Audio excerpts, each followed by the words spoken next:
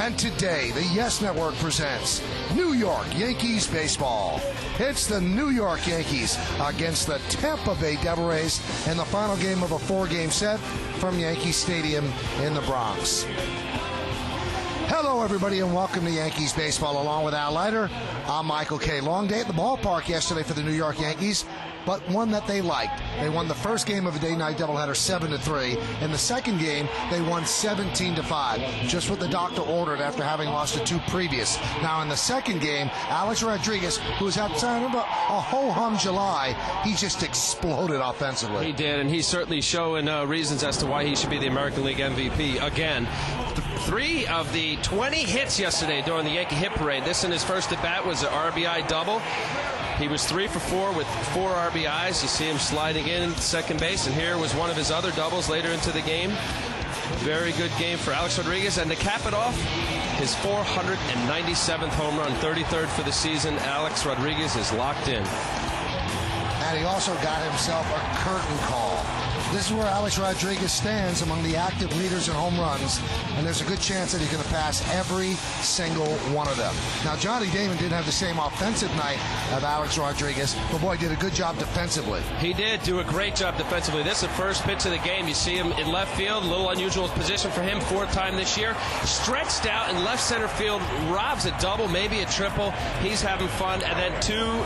He even admitted, it wasn't how hard he hit it, but placed doubles down the left field line during that 20 hits yesterday that the Yankees had in the second game. Joe Torre said he did a lot of running, and he's giving them the day off today. Let's take a look now at today's New York Lottery pitching matchup. It's a good one. James Shields goes for the Devil Rays, 8-5 with a 3.91. Andy Pettitte for the Yankees, 5-6 with a 4.10 ERA as the Yankees try to take the third game of this four-game set. So Andy Pettitte obviously is looking for the victory. All he has to do is ask his teammate Luis Vizcaino about wins. Vizcaino picked up both wins in the doubleheader yesterday. We'll talk about Vizcaino and his ascension into the 8th inning role next.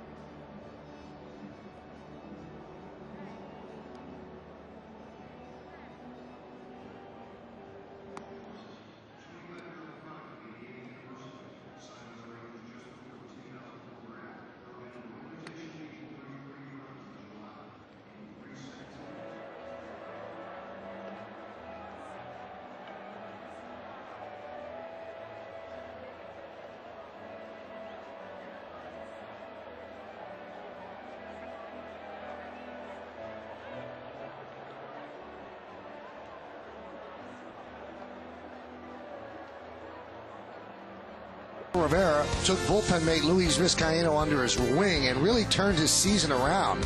Of the last month and a half, Vizcaino has been practically unhittable, other than Rivera, their most dependable reliever. Yesterday, he picked up both victories in the doubleheader, now has 8 wins, second only to Chin-Ming Wang, who of course is a starter on the Yankee staff, and he leads all Major League relievers in wins. Hi, everybody. Welcome back to Yankees baseball. That's Al Leiter. I'm Michael Kay. We'll have baseball in just a couple of minutes. Vizcaino now is a very valuable member of this bullpen. He could be the bridge to Mariano Rivera in the 9th inning. But what's turned around with this guy? I see greater velocity and his slider's better. When he first came over early in the year, his velocity was down a bit for whatever reason. You see Mariano working with him. That's not unusual. Mariano liked to work with other pitchers, as pitchers do, in a pitching staff. And certainly what I've seen of late, his slider is much tighter. And if his slider gets a little bit shorter and quicker and his velocity is greater than it is. This would be a great segue to get to Mariano, and obviously Joe has shown the trust that he has in Vizcaino. And really, it's been something that Joe's been looking for all year. That eighth-inning guy could be Luis Vizcaino. We come back with the lineups. First pitch, most importantly, baseball, next on Yes.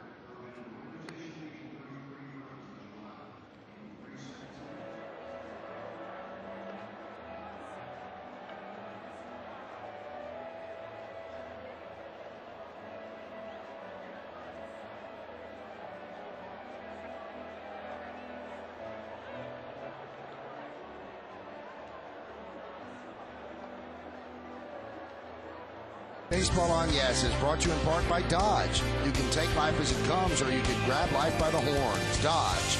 Continental Airlines, the official airline of the New York Yankees. And by Acura. Acura. Advance. Well, the Yankees have taken the field, and Andy Pettitte is on the mound. Another full house here at Yankee Stadium. A gorgeous day for baseball, gorgeous day for anything. A beautiful weather day here in New York City. Andy Pettitte is taking his warm-ups. We'll take a look at the Devil Rays starting lineup, and it is presented, as always, by our good friends at Rico. Akinori Iwamura, the third baseman, leads off. Brendan Harris, the shortstop, will bat second. B.J. Upton in center field. He'll hit third. Great numbers in this series, 7 for 15. 3 homers, 6 ribbies. Carlos Pena, the first baseman, cleans up, batting fifth and playing right field, Delman Young. Ty Wakington, the DH, will bat sixth. Batting seventh and playing left field, Johnny Gomes. Deanna Navarro will catch. He's going to bat eighth, and batting ninth and playing second base with a 7-game hitting streak, Josh Wilson. And on the mound is Andy Pettitte, making his 21st start of the season. You see 22 games. He had a game out of the bullpen. You see his record. He's got a lot of no decisions, 11 no decisions. Respectable ERA, American League, 4.10, 125 innings. Hits are a little bit high per inning. Walks are good. Let's take a look at the Land Rover pitcher scout report. Team first. Last 3 of his starts, the Yankees have won. He got one of the wins against this Tampa Bay team in Tampa Bay. Pitcher's best friend, well, he's 4th in the American League in double plays. And you see one for the road. This is a 4-game series, and the Yankees would love to get a win with him on the mound and go to Kansas City. So we are ready for baseball. It's the Yankees against the Devil Rays on a Sunday afternoon in New York City. Andy Pettitte gets the sign from Jorge Posada, and let's do it. The pitch is inside, 1-0. Iwamura robbed up 3 extra base hits yesterday, 2 by Johnny Damon and 1 by Melky Cabrera in the nightcap of the day-night doubleheader. He swings and misses, and the count 1-1.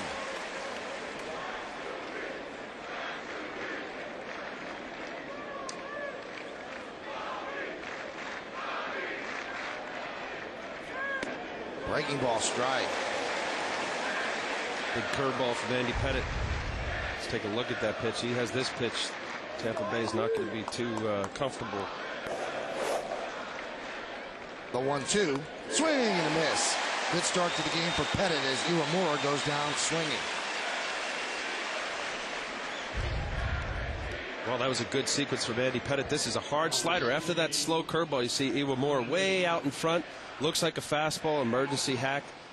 Good pitch from Andy Pettitte.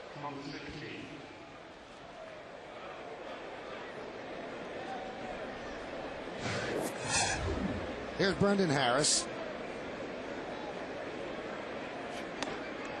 There's a strike. IO Digital Cable is the exclusive official HD sponsor for Yankees telecast right here on Yes.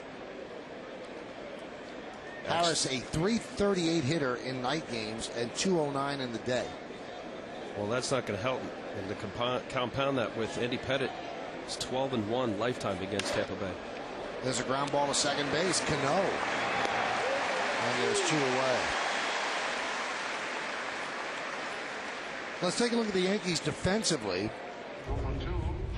In the outfield, you've got Matsui in left, Cabrera with 9 outfield assists in center, and Abreu over and right. In the infield, it's A-Rod, Jeter, Cano, and Phillips. That's third to first.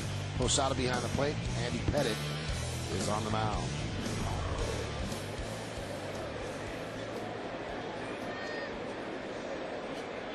And the pitch to B.J. Upton is a strike. 7 for 15 against the Yankees. He has a 4-game hitting streak, 8 for 19 during that time. He is having his breakout season. Check swing. Did he go? No. Said Laz Diaz. Check that. Wally Bell at first.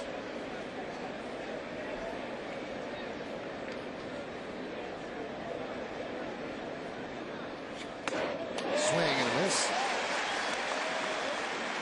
Yankees baseball is broadcast in Spanish. It's available by hitting the SAP button on your television. SAP is brought to you by Toyota, a smart way to keep moving forward.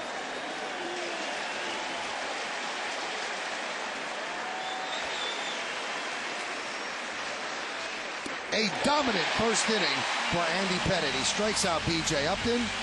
The Devil Rays go down in order. Pettit rings up 2 Ks.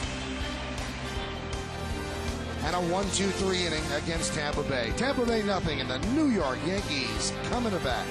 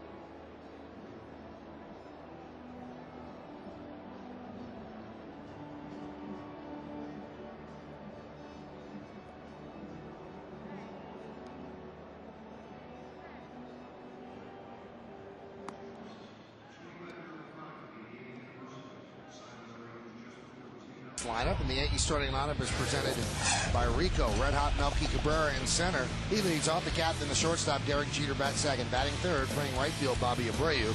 Alex Rodriguez having a magical season. The third baseman cleans up. The number 5 hitter, left fielder, Hideki Matsui. An outstanding July for Matsui. Jorge Posada will catch. He'll bat 6, batting 7, playing second base, Robinson Cano. Andy Phillips at first base will hit 8th, batting 9th, and DHing the rookie, Shelley Duncan. And on the mound for the Devil Rays is James Shields. You see his numbers this year. Their number 2 pitcher behind Scott Kazmir. Will be the toughest starter that the Yankees face. You see his numbers, very respectable. Good hits to innings ratio, 142 2/3 innings, 130 hits. Let's take a look at the Land Rover pitcher scout report. Time for a change. He's got a very good changeup. Didn't pitch well against the Yankees down in Tampa 2 starts ago, but he's got a very good changeup. Look out for that. Ground ball pitcher. He throws a lot of ground balls, gets a lot of double plays, and shields the run. Over his last 17 starts, only 1 stolen base. And the pitch to Cabrera is upstairs, 1-0. Melky 8 hits in his last 23 at bats. He has the average up to 280 overall. He has taken the center field job and grabbed it. Pitch is outside from Shields, and it's 2-0.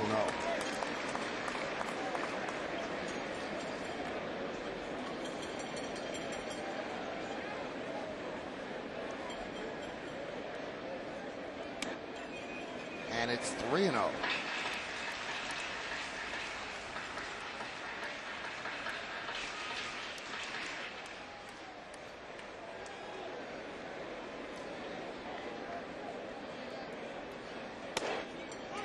And a strike.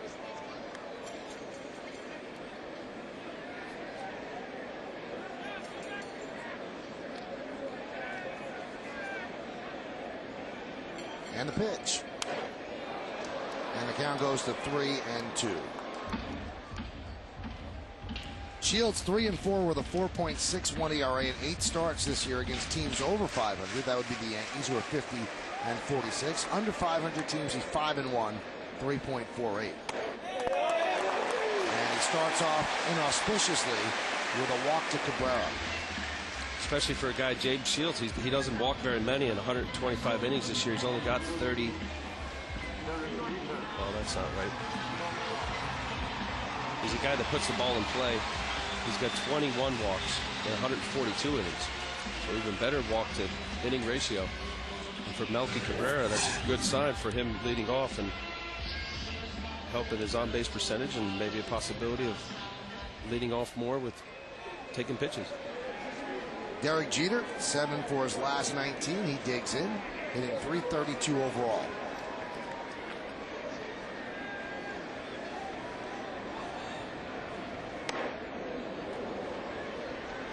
Well, Shields' body language right at the beginning, not that good. He's delivering a pitch and kind of shrugging in front of the mound and falling off the front of it. Doesn't seem like he's feeling real good about things right now.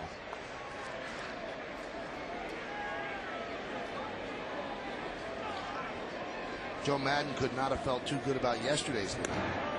A doubleheader sweep. Yankees won the first game 7-3. And then they won the second game 17-5, pounding out 20 hits.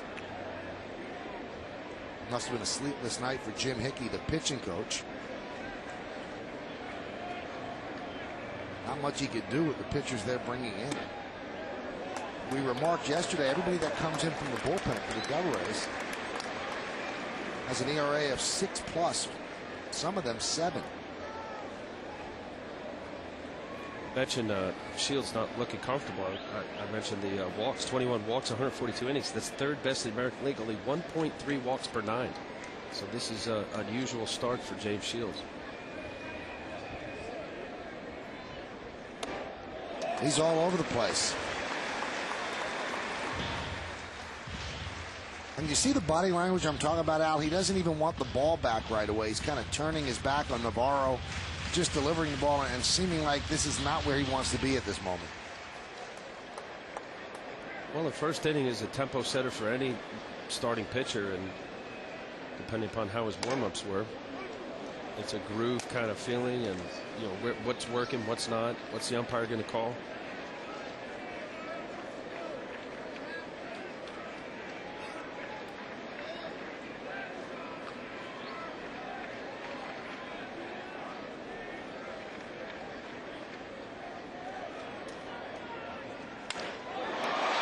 Fly ball right center. B.J. Upton had him played perfectly. Lopes over to make the play. 1 out. Let's take a look at the entire Devil Rays defensive schematic. In the outfield, you've got Johnny Gomes in left, B.J. Upton in center, and Delman Young is over in right. Upton with 4 outfield assists in 17 games, and he picked up 1 yesterday with Cano trying to stretch a single into a double. In the infield, Iwamura, Harris, Wilson, and Pena. Third to first, Navarro behind the plate, and Shields is on the mound.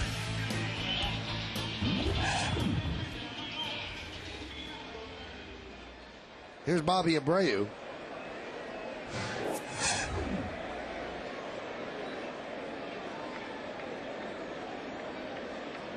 Bobby with 7 hits in his last 18 at-bats.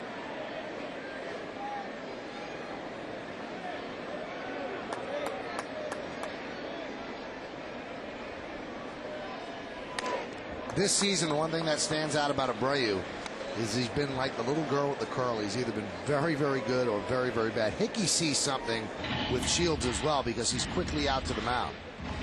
And finishing up on Abreu, there has been no middle ground. There's no gray area. He's been awful or he's been on fire. And right now he seems like he's on fire again. And the Yankee wins 364, 157 in losses. Now, what could be wrong with Shields, Al? Who knows how his warm-up went? I mean, you made a good point. His last start against the Angels was very good after a start against the Yankees where he only went 6 innings and gave up 6 runs in his previous start. 7 innings, 2 runs, 7 hits. He threw 107 pitches, so it wasn't a lot of pitches. Who knows? But, you know, it is unusual, and for Hickey to come out, here's a guy third best walks per 9 in the American League. He's had 3 walks in his last 53 innings. And he walked Cabrera. He fell behind Jeter 3-0. Now he's fallen behind Abreu 1-0. There's a strike.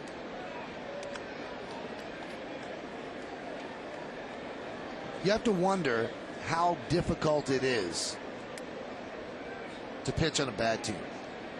Now, Al, you were lucky enough for most of your career to be on good teams, but you had that occasional season where a team wasn't good. And James Shields has had a good year, and you have to go out there and pitch your best, but there's got to be a mindset, too, when every game it seems like your team's getting hammered. Well, and I would add to that, you're right, Michael, but I would add, most of the time, a team that loses as often as the Tampa Bay Devil Rays had. This is their possible ninth consecutive year of losing season. 10 consecutive years. This is their 10th season. 1-1. Popped up.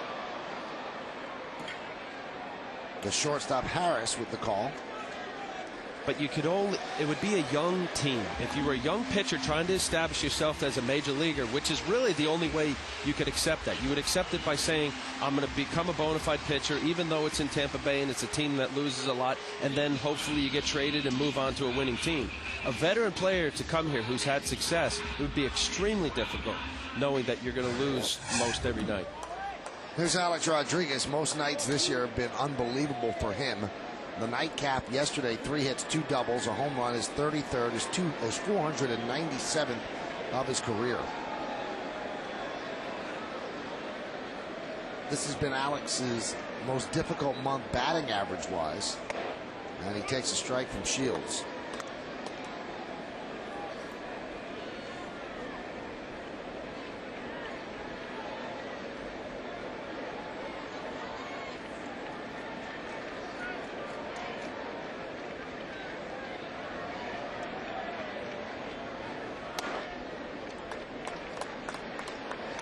And the count 1-1.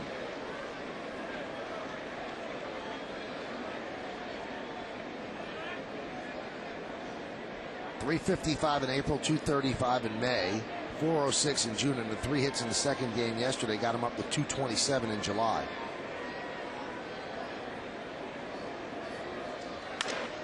Ground ball left side, backhanded by Harris. The throw to second is in time. They just got Cabrera with the force for the final out of the first inning. So Shields didn't look great, but he still works a scoreless first inning. No runs, no hits, and 1 man left. We go to the second, no score.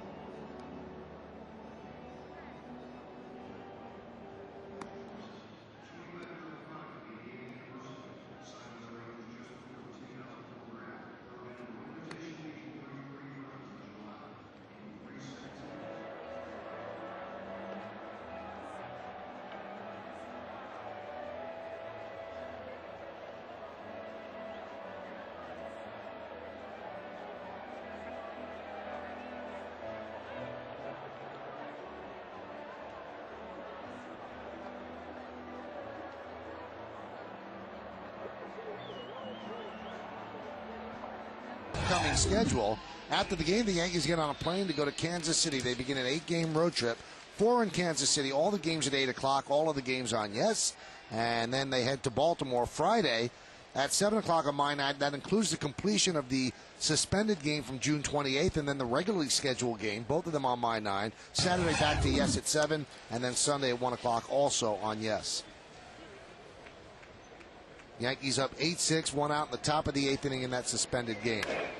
Pena hits one deep to right field. There it goes.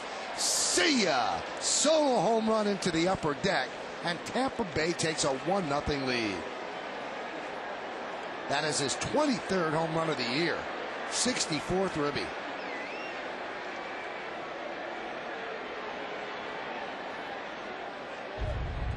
Especially here at Yankee Stadium. First pitch curveball, I believe. Yep, it's a curveball. You see middle of the plate. And Pena is having some year in Tampa Bay. Carlos Pena. A couple years ago with Detroit, he had 27 home runs. He has shown legitimate power in the big leagues off and on. Delman Young lines a single to center field. So Andy Pettitte, who looked so good in the first inning, has thrown 2 pitches here in the second, resulting in a home run and a single.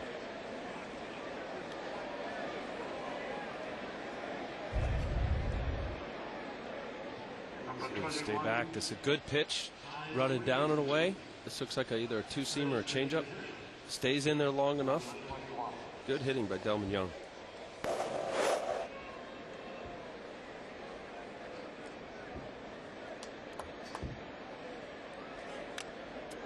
And they have swung at every pitch they've seen so far this inning as Wigington fouls it back. Well, that's typical of Ty Wigington. He is a notorious first ball fastball hitter, and that's exactly what he got from Andy. Ty Wigington having a good year. Some trade rumor talks about Ty. Does not have a great on-base percentage, though, at .330. And you would wonder, you know, one of the rumors is that he's coming to New York. The Yankees look for players that have high on-base percentages, and how would he fit into the whole scheme with a .330? And Melky Cabrera, .333, leading off today for the Yankees. And that's one of his negatives, as he learns the strike zone and tries not to be as aggressive, be a bit more patient at the plate. I mean, you want an on-base percentage in the high 300s or low 400s, or if you're Barry Bonds, in the 500s.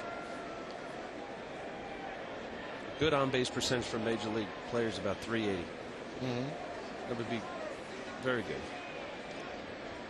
That would be good. 400 is very good. The 0-2. Check swing.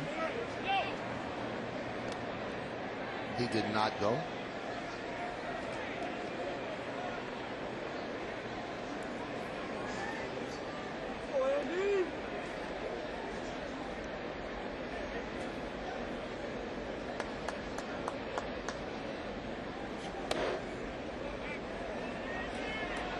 And the count 2-2.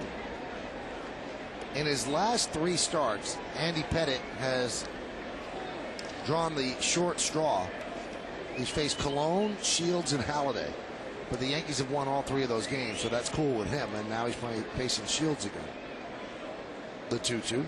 Swing and a miss, and Wigington down on strikes. 3rd strikeout for Pettitte. First out of the 2nd. Just watching Andy early on, he's got the patented cut fastball, but you see that there, that's a little bit bigger break to his cutter, and it's a true slider. Ty Wigington sees that ball out over the plate. He thinks it's about thigh high, and it just keeps breaking down and in.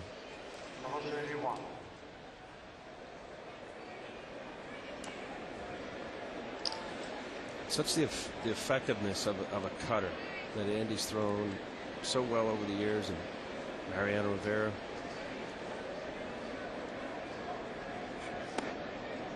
Because out of the hand, it looks like a fastball. It's got the spin of a fastball, but it cuts. And hitters have to commit. You only have about a half a second on a 90-mile-an-hour fastball to decide whether it's a strike or a ball, and whether you want to swing or not. Who taught you your cutter? It started with Gator. Gator helped me when I first was with the Yanks, and then Righetti. And then it just evolved from really a true slider, because I held my slider like Ron Guidry did, and Gator told Righetti, even Sparky Lyle. Gator being Ron Guidry. Ron Guidry, yeah. And then it just evolved to a cutter. I just started overthrowing it, and it was a great pitch. A cutter, if a cutter thrown properly, it's, I won't say unhittable, but nearly. I think that's what turned Andy Pettitte's career around. Now, he was a good pitcher. When he first came up, he featured a fastball and a changeup. But when he went to the cutter, I think it took him to another level. Hitter, you see a lot of emergency swings because they think they're getting a fastball, and then that late movement, as so many Yankee fans have seen Mariano Rivera do it over the years. Now, what's the difference, Al, between the cutter and the slider? Does the slider have more of a diagonal downward movement? Yes, the slider, well, in Andy's case, from the center field shot, you'll see it from 11 o'clock to 4 o'clock on the hands of a clock.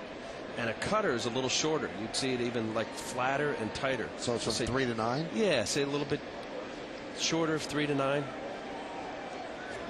That's a cutter there. But mostly because of the spin on the ball and the rotation. It looks like a fastball. Sliders have a little dot. You'll say, hitters will say they see a dot. Cutters, you don't see a dot. It's a fastball and it cuts. Today's closed captioning brought to you by your New York, New Jersey, and Connecticut Lexus dealers. Posada goes out and talks. Why don't more people throw cutters? Is it tough on the arm? Was it tough to throw? Is it tough to master? I guess it's tough to master, but I don't know. I think it's a fantastic pitch, and I think more pitchers should throw it. It's a fastball that cuts, and you know it really isn't that difficult. Where pitchers get in a tough time with the cutter is that they want it to do too much, and they're going to try to spin it or get too much break. And it's really the offset of where you put your hand on the ball, and think fastball. It's a great pitch.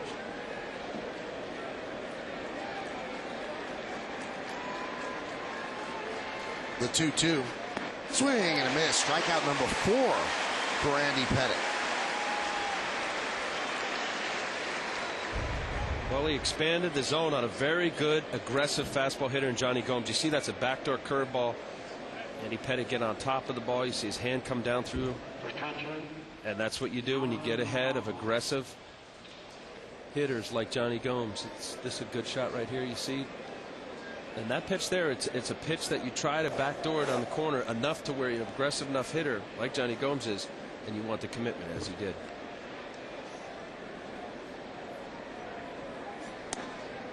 There's the strike.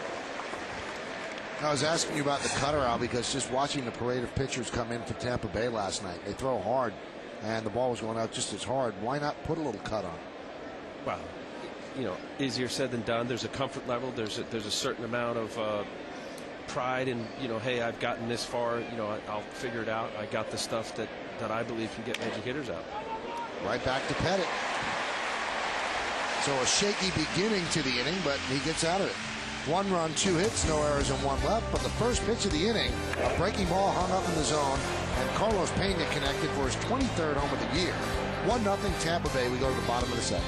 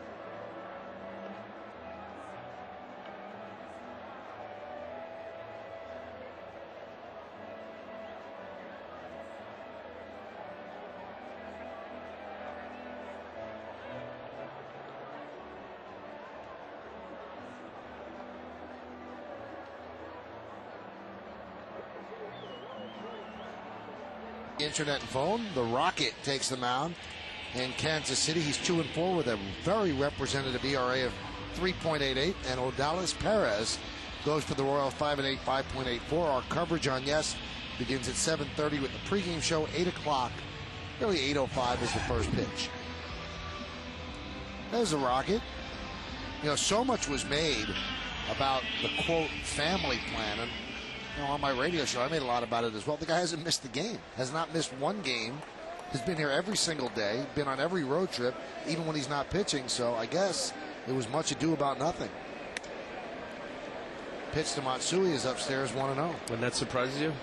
Well, you know, because in Houston he did miss some trips where he didn't pitch, but he has not missed one trip, and there have been trips that he did not pitch.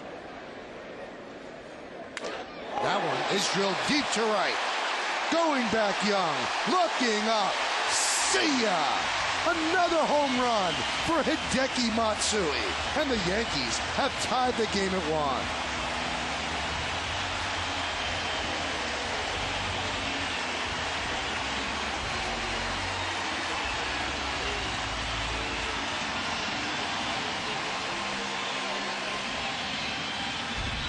Well, his nickname in Japan was Godzilla, and of late he's been hitting that way. For his 17th home run, Matsui is locked in, and with what A-Rod has been showing and the middle of the order just having depth, for Matsui to be able to have the capability to carry a lineup as he can, it's a big boost for this Yankee lineup. In his last 17 games, including this one, he's 22 for 66 at .333, 9 homers and 16 runs batted in. And he's one ahead of Ryan Howard for the most home runs in the bigs since July 4th.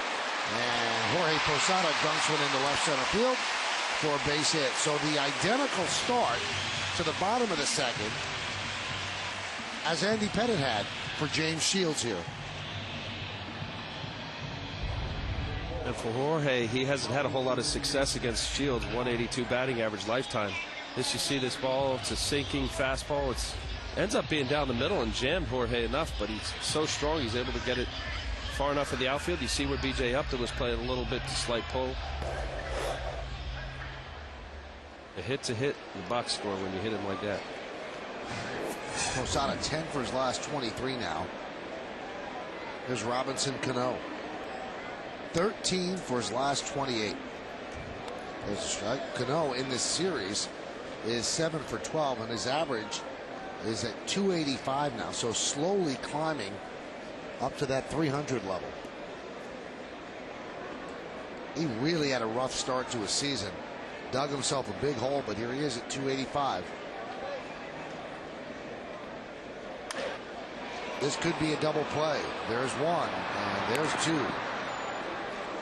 A 6-4-3 double play. 2 out. Samsung's Four Seasons of Hope and Joe Torre have teamed up to make a difference in the community. For every Yankees home run hit at home this year, Samsung will donate $1,000 to Joe Torre's Safe at Home Foundation to help end the cycle of domestic violence. You can join the team and support Samsung's home runs for kids by visiting fourseasonsofhope.com or joetorre.org, because a little hope can make a big difference. Thanks to Matsui, $11,000. 11 Yankee Stadium home runs. Here's Andy Phillips with a strike.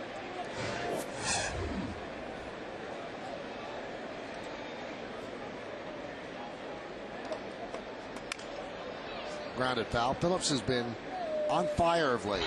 8 for his last 21. Average at .313.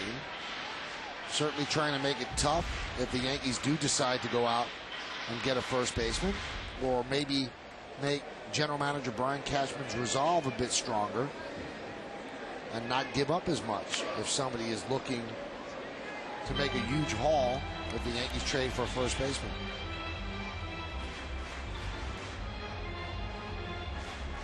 Not only what Andy Phillips has done with his bat, he's really come up with some key hits, and he just gave the stats on how he's been swinging the bat well, but really playing a great first base.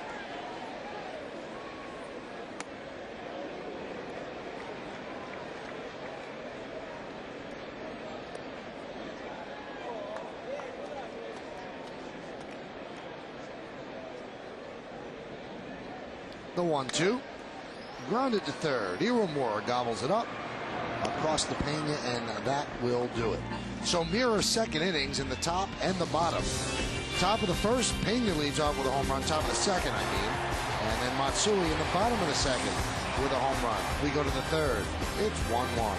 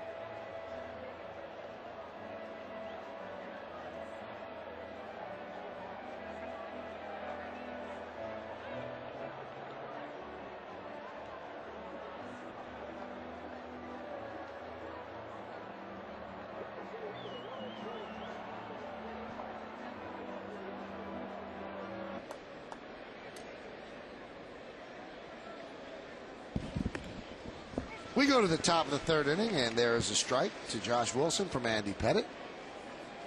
And the count 0-1. Wilson, 7-game hitting streak, 9 for 22.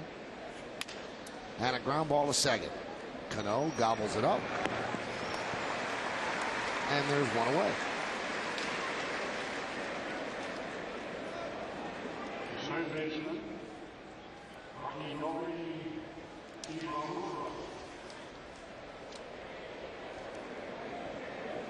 Here's Iwamura. He struck out in the first inning.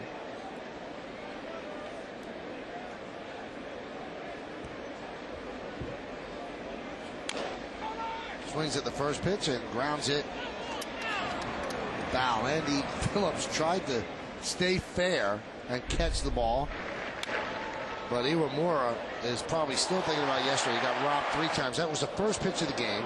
Then in the second inning, an unbelievable diving play by Johnny Damon. Then late in the game with Melky Cabrera in center field, another full body dive. We had that bad dreams about that, Al. That is awful. Those are 3 outstanding plays. Count 0-2.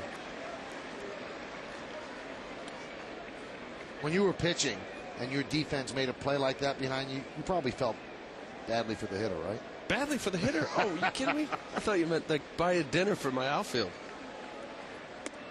And Iwamura goes down on strikes. 5th strikeout for Pettit. You know, they say it all evens out, and hitters will complain that line drives, you know, they hit more line drives than they get bloop singles, and pitchers will complain of the opposite. But you've given up so many broken bat singles and, you know, little bloop doubles for RBIs. And so anytime there was spectacular play behind you and there was a line drive, that's a beautiful thing if you're the pitcher. Now, other than that, you know, obligatory glove connection and the high five, I mean, do you actually sit down next to the guy in the dugout and go, thanks? I sit up the middle. You have? Yes. Look, it's, you know, you say it, it's their job, and they're making that effort. Those are 2 fantastic efforts last night. Let's take a look at Brandon Harris. Good looking hitter. Not a bad pitch. Very good pitch. This ball's actually looks like a backdoor cutter, and you see where Jorge set up outside in the ball. Yeah, that's a backdoor cutter. Ball end up down in the zone. Brendan Harris, good looking young hitter from Albany, New York.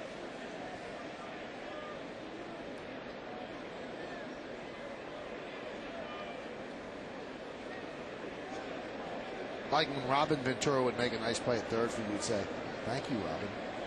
Thank you, Robin. It's Kate Bettman. Robin Ventura, he made a lot of great plays for me. And that's your third baseman's important for you. Just like Andy Pettit, that 5-6 hole, because you're going to throw a lot of pitches on the inside part of the plate to the right-handers. Although Andy's showing more 2-seamers away, backdoor cutters, backdoor curveballs, which is what you need to do when you evolve as an older pitcher and your velocity lessens a little bit. You got to utilize both sides of the plate much more. Here's a changeup.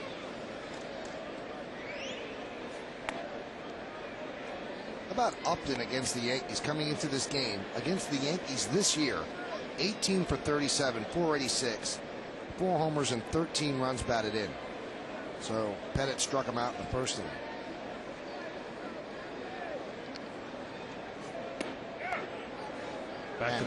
Back-to-back changeups, and in this series, in the first night, he hit 2 home runs. Bomb first left field upper deck off of Mussina, then later in the game off Posada. Both fastballs. And then against Agawa, again fastball, and you don't think Andy Pettit was watching and taking notes and knowing what it takes to get this guy out. He's throwing him a couple off-speed pitches here. Strike. 2 changeups away, gets in a fastball count, throws him a cutter inside.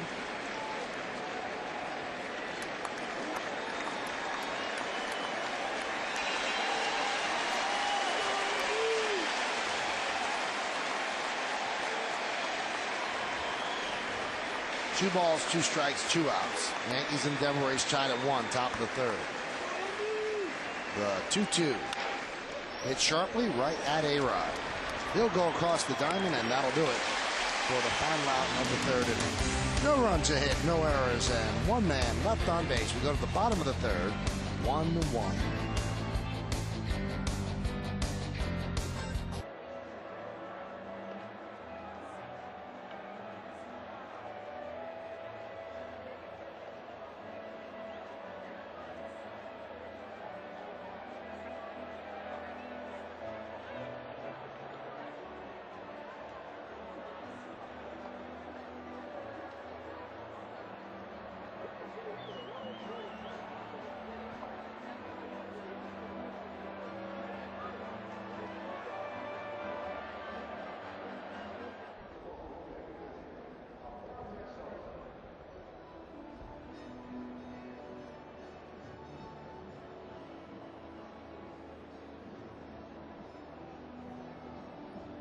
that was violent. I hope Kim's okay.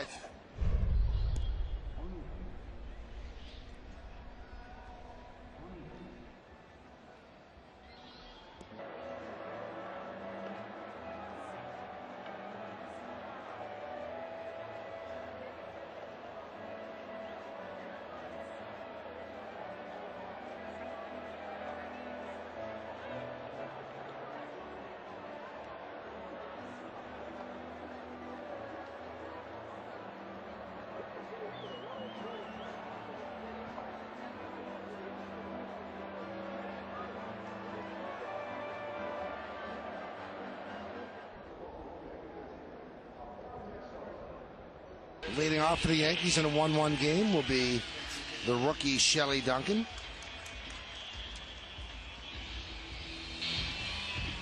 Duncan and his brother Chris, along with the Hairston brothers, are the only siblings playing in baseball right now that had their fathers play in the big leagues as well.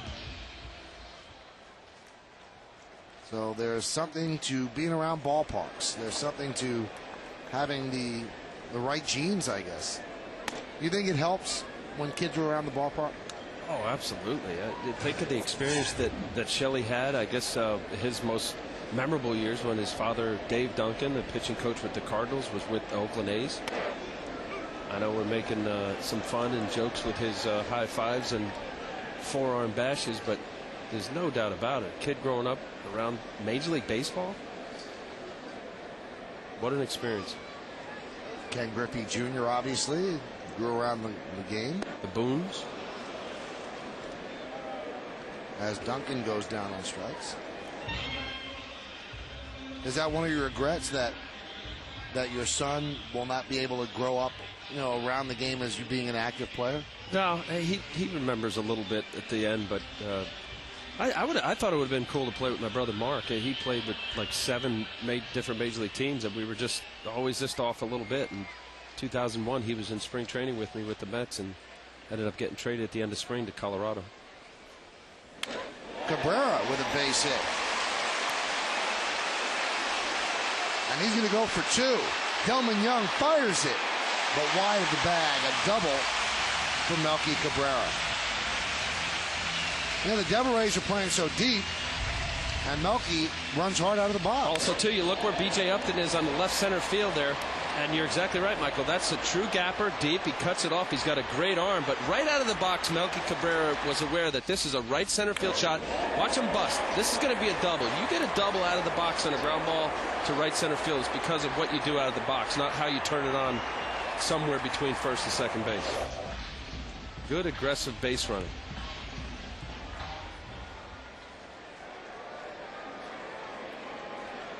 Here's Derek Jeter. He flew out to Upton. That was in the first inning.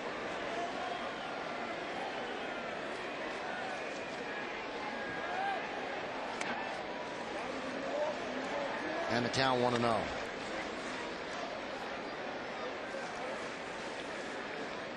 Joe Madden, the manager of Tampa Bay, has always been very creative. You see how far right center?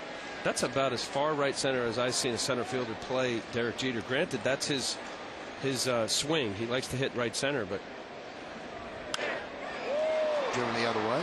Joe Madden, the manager of Tampa Bay Devil Rays, has got a creative, kind of a progressive mind for baseball thinkers. He was actually experimented with Big Papi. He brought the third baseman out to left field last year and had 4 outfielders in their position. But you'll see today, if we get this shot, that B.J. Upton he'll just roam left and right from the first pitch on, depending upon a scout report and a spray chart. Melky goes. No throw, stolen base.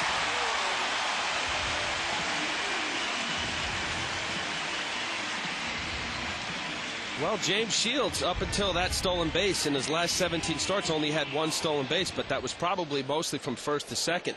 You got a runner at second base. You have to be, as a pitcher, pay attention to him. Clearly, they were not. The middle infielders were not jockeying or trying to keep Melky from not going to third base. A great stolen base. Runner at first base, sacrifice flies, a run score.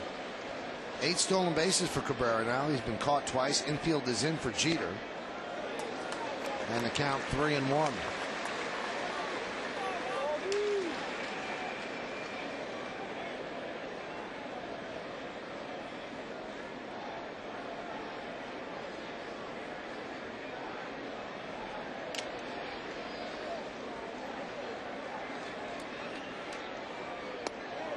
and he walks him.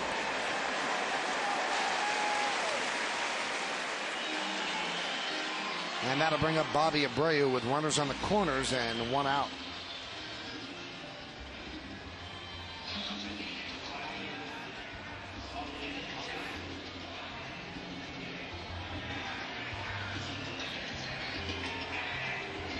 Not a terrible pitch or a bad walk for James Shields in the Devil Rays.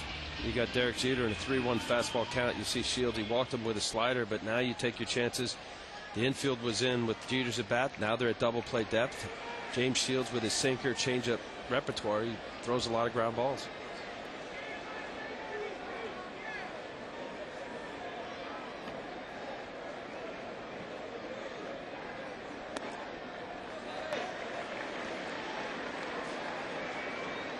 I'd love to get Abreu to bang into the double play.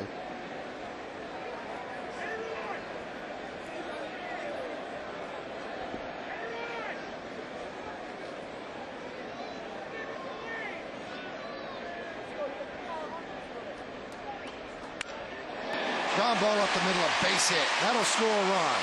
Jeter will stop at second. An RBI single for Abreu, and the Yankees take a 2-1 lead.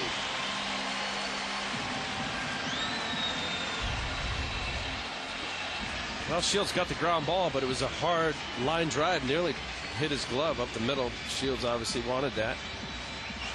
Good swing, line drive swing up the middle. You'd see Derek Jeter, if we carry this, B.J. Upton's got a strong arm, was a shortstop. He was actually clocked 90 miles an hour from throwing from short to first base. He nearly picked off Derek Jeter at second. B.J. Upton's idol, favorite player growing up was Derek Jeter. That's why he wears number 2. Abreu with his 55th ribby, and that'll bring up Alex Rodriguez with 2 runners on.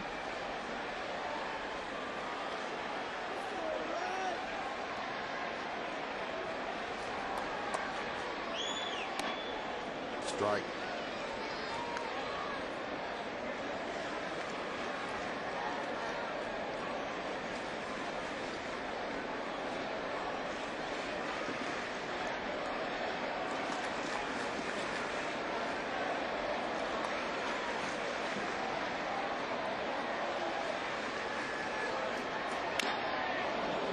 Count quickly 0-2.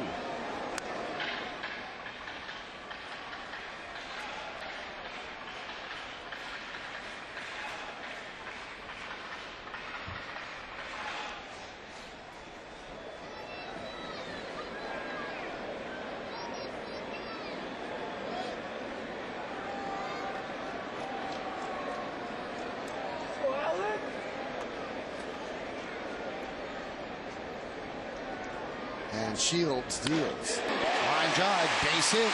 Jeter will round third. He's coming home. Moving to third is Abreu. A big turn by A-Rod. Ball gets away. Now A-Rod will go to second. It's an RBI single for Alex Rodriguez, his 97th ribby of the season, and the Yankees have a 3-1 lead. Well, when you're hot, you're hot. This is on an 0-2 pitch. Alex Rodriguez is sizzling. I don't know how much better he's felt in the past, but he's certainly feeling great right now. See this overthrow. Actually, Wilson just missed it. Good base running by Alex. Always keeping your head up. You can't assume that plays are going to be made and thrown to the proper bases and the right people are going to catch it. See Alex seeing stop, and then there it goes. Ross Wilson just flat out missed that ball. These are mistakes that Tampa Bay cannot make in order to try to win this ball game. They do give the E4 to allow Alex Rodriguez to go to second. And that's Wilson's 8th error of the year. This copyrighted telecast is presented by authority of the New York Yankees and may not be reproduced or retransmitted in any form, and the accounts and descriptions of this game may not be disseminated without the express written consent of the aforementioned New York Yankees. Now second and third, they have to keep the infield back. They don't want a ball to squeeze through and score 2. And the pitch to Matsui is a strike.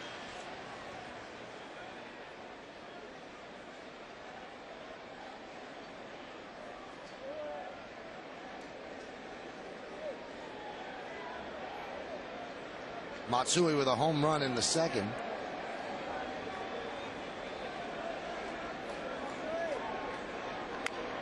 Slow roller toward third. The play is at home, and Abreu is out. Nice play by Iwamura.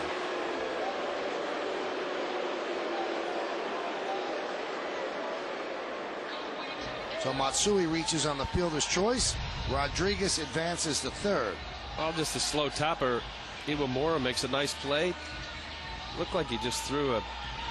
Oh, nice job by Navarro just blocking the plate. There was no chance of Bobby Abreu getting home plate there unless he barreled him over. He elected to slide. There's no room. As a base runner, you have to decide whether you are going to try to barrel over the catcher or slide in. And when you see the catcher come in the way Navarro did, there's no chance of getting home plate if you slide. Well, you don't want to hurt another player, but the catcher has the shin guards. You're going to slide in, you could hurt your ankle. You're going to go in head first, you could hurt your shoulder or your head. The only thing to do is bowl over the catcher. If they're covered home plate, the only way to put your foot on home plate is to try to barrel them over. Catchers know that. They're taught to be out in front of home plate. They're somewhere in this area, and then they come back to the base path.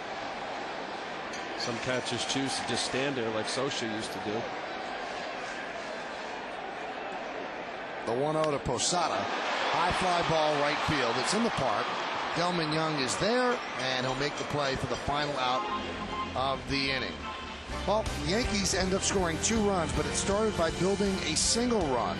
Melky Cabrera hits what should have been a single, but he stretches it into a double. He steals third, and then he scores on Bobby Abreu's single to go to the fourth. 3-1 Yanks.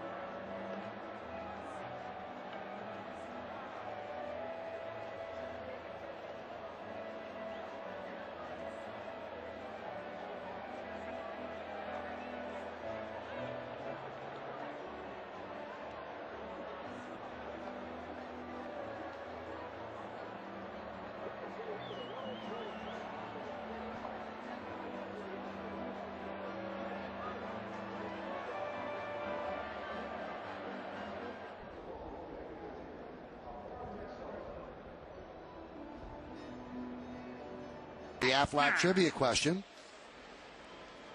Luis Vizcaino won both ends of the doubleheader yesterday. Who was the last Yankee to accomplish this feat? Now, I know this answer, so I'm not even going to try to give hints. I know for sure. I have no clue. Okay, we'll find out in the bottom of the fourth. You'll have a clue. It'll be something you will commit to memory. Oh, yeah. I said it. Pena swings and misses. That's the clue? No. Oh. There's no clue. I'll give you a little clue. The guy who did it before Vizcaino ended up being traded for one of the most valuable Yankees of their championship teams in the 70s.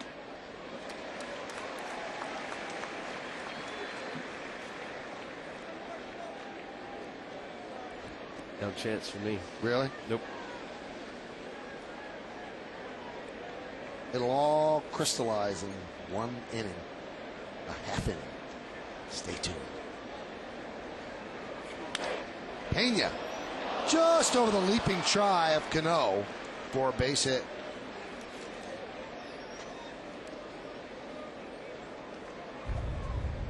Well, this is just good hitting. You see where Posada's set up? This ball is going down and away. It's a slider. And Pena went down and got it. Just out of the reach of Robbie Cano. Sometimes as a pitcher you just chalk it up as there's a guy with a bat in the major leagues and they're good too. And they hit good pitches. Another guy who just hit a good pitch, and that one right in front of Matsui, trying to get the force at second, but Pena gets there in time. Base hit for Delman Young. So Andy Pettit has had a hard time navigating Pena and Young. Bear hands this ball. Because of his aggressive approach, Pena had to be semi-aware that if he caught it, he had to be able to get back to first base. That's why it was somewhat of a close play at second. Good play from Matsui to grab in his hand.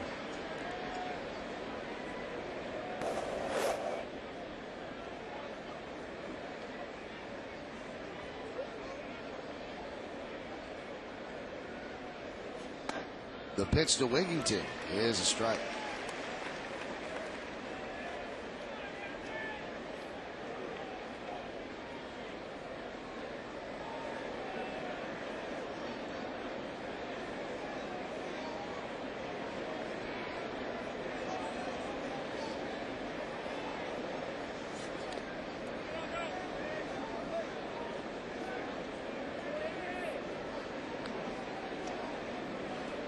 You know, when I see different stats, but Andy Pettit has won 11 consecutive decisions against Tampa Bay.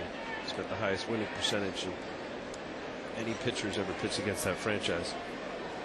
You know, there are so many different players over the last 10 years, 9 years. Well, Andy was in the National League for a couple of years. That soft ground ball to first. Phillips gets the force at second. Nice play by Phillips, and Wigington reaches on the fielder's choice. You can see Phillips has a lot of faith in his arm. He does, and not to be afraid. You know, not too many first basemen make good, strong, accurate throws. Oh boy, that went right under Delman Young's sleeve. You see it? For Derek, watch this. It goes under Delman Young's left sleeve. Just nicks his sleeve for Derek. Derek was blocked out on that. That's a very tough catch for Derek. Ideal if he had a little more time, and he's thinking double play. Andy Pettit's busted over to first base to do a 3-6-1 double play, is to get a little further into the infield grass to get a better angle for Derek to see the ball.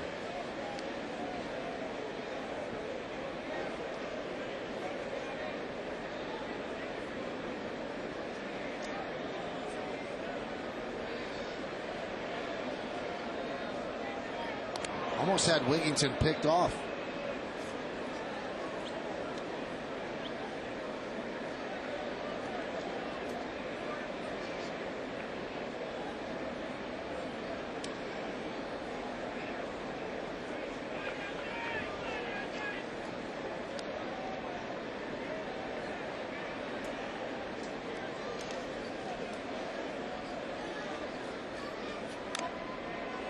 Big cut by Gomes.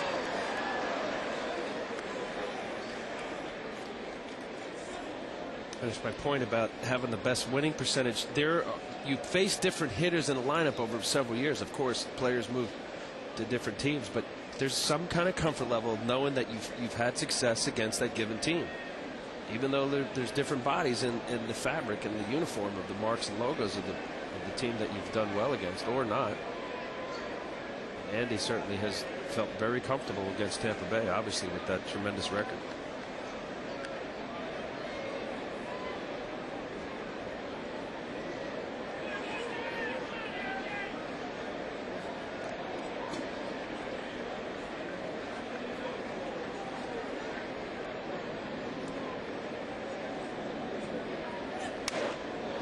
Shattered bat, foul ball.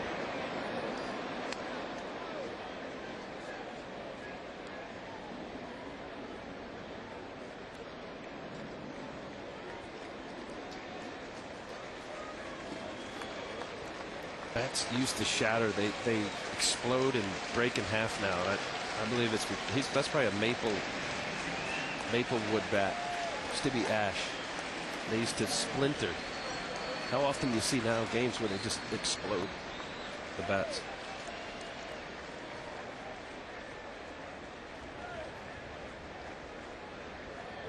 First and third, one out. Top of the fourth, 3-1 Yankees.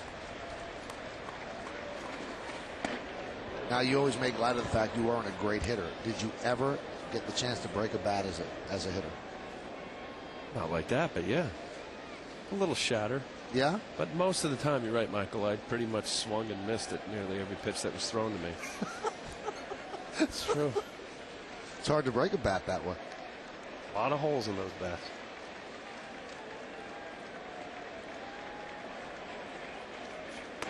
Now, why weren't you a good hitter? Because obviously you were a good athlete. You had great hand-eye coordination. How could you not?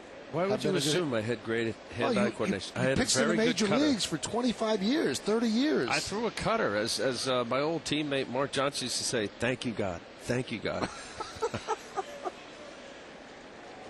You know what? We had a batting cage on the side of our house growing up, and there were many coaches that said, "What do you guys exactly do in that batting cage?" That's strike three. Johnny Gomes down looking. 2 away.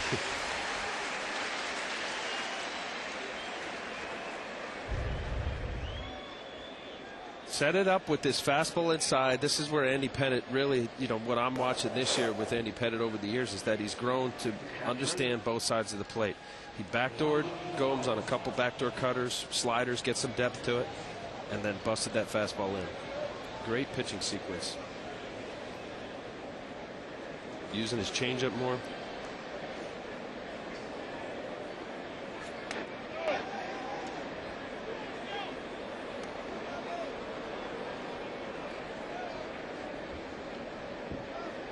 Navarro with a grand slam in Friday's game. Devil Rays won that one 14-4. That was against Edouard Ramirez. Ramirez was sent down for Matt DeSalvo to get on the roster to start yesterday's game, and Matt DeSalvo was sent down before this game to get Sean Hannon to the bullpen. So the Yankees mixing and matching.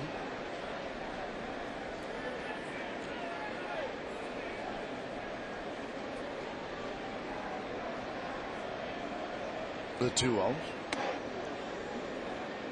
Count 3-0.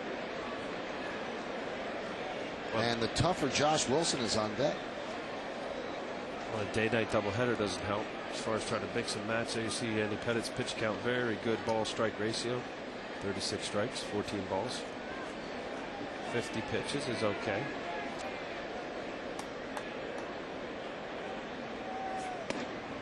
And he walks Navarro on his 51st pitch. So the bases are loaded.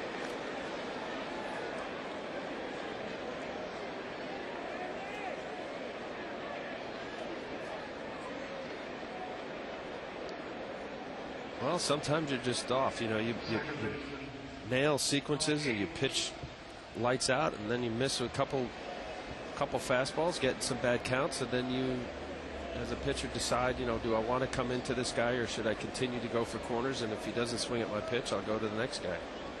Seems as though that's what Andy Pettitte chose to do in that 2-0-3-0 count. So Josh Wilson with a ground ball to second. That came in the third.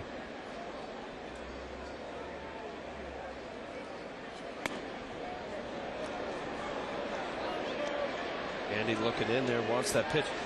Wally Bell's a type of umpire. I wouldn't call him a pitcher's umpire, but you see Pettitte wanted that ball inside, and Posada had his glove set up inside, and he caught the ball. It looked like middle of the plate, but Wally Bell's not an umpire that's going to call a strike if it's not thrown in the area where he tried to throw it.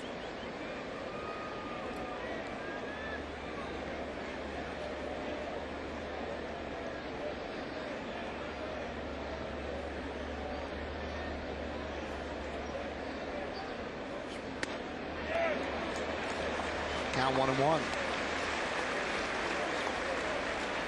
Since the All-Star break, Josh Wilson hitting .391 with 10 ribbies. Overall .301 with 13 ribbies.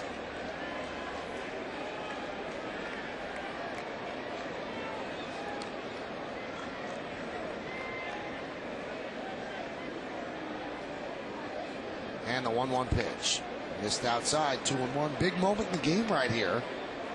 Bases loaded with Devil Rays. Yankees have a 3-1 lead. Andy Pettit's trying to hold on to that lead.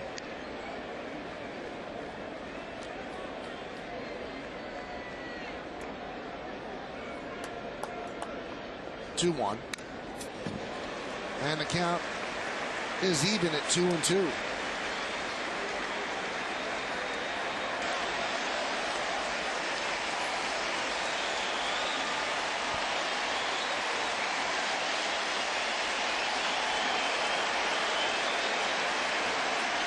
Andy Pettit wanted to talk to Posada, make sure he's on the same page. When you get the same runner at second base after one, you go through your pitch sequence. You just want to make sure that you're on the same page. You don't have to shake him off, go through the sequence again. Ty Wigginton now has been at second base for several pitches.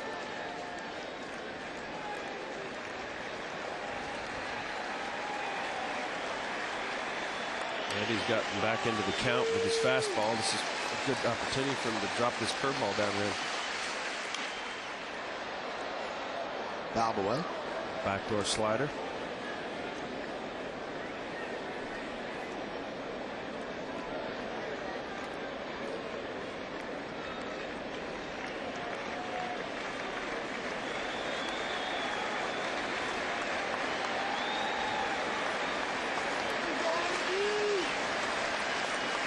(2-2). Grounded up the middle and through for a base hit.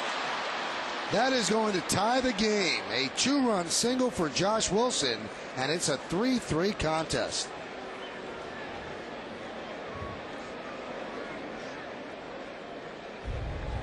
Well, Josh Wilson batting .300 for a reason. This is a backdoor slider. You see where it ends up going. That's about outer half down in the zone. But Derek Jeter, you see where he plays, so always slight pull. That's a lot of room for him to make up going to Derek's left. Derek's comfort spot, especially with Andy Pettit. Andy Pettit likes to throw inside a lot, and that's the danger of backdooring a breaking ball or backdooring the slider, as Andy Pettit has been doing with his right-handed batter if Derek Jeter's playing in the hole. And Iwamura swings at the first pitch and grounds it to Phillips. He beats him to the bag, and that'll do it. But the damage has been done for Andy Pettit. The walk to Navarro very large. 2 runs on 3 hits and 2 left. Go to the bottom of the 4th, 3-3.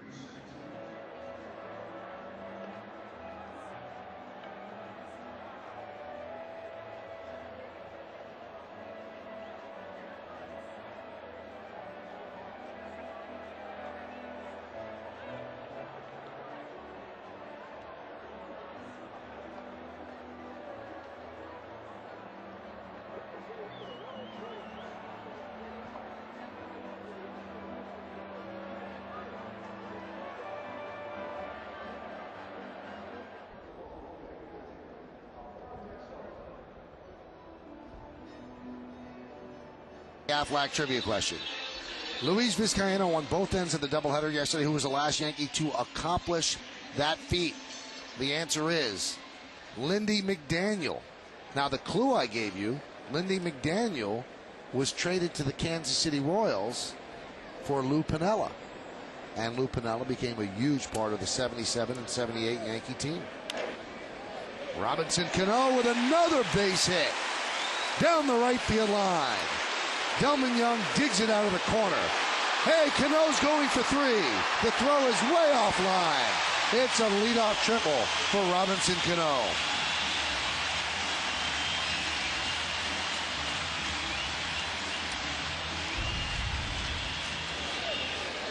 Robbie, first pitch, jumping on Shields. You see just past Pena at first. Delman Young, I don't know if he got tied up in right field there. Let's take a look at Robbie right out of the box. He's busting. Now watch here. Right about here, he picks up Larry Bowa, and Larry Bowa is waving him. And Delman Young missed all of the cutoff players. See here, no, he picked it up cleanly, and he just airmailed it. You see the line of the cutoffs and Wilson and Harris. Strangely, they don't bring in the infield. They brought in the infield the last time with a runner at 3rd and 1 out. Maybe it's because there's nobody out, but they're giving up a run. Well, it gets through anyway. A base hit for Andy Phillips, and RBI. Yankees take a 4-3 lead.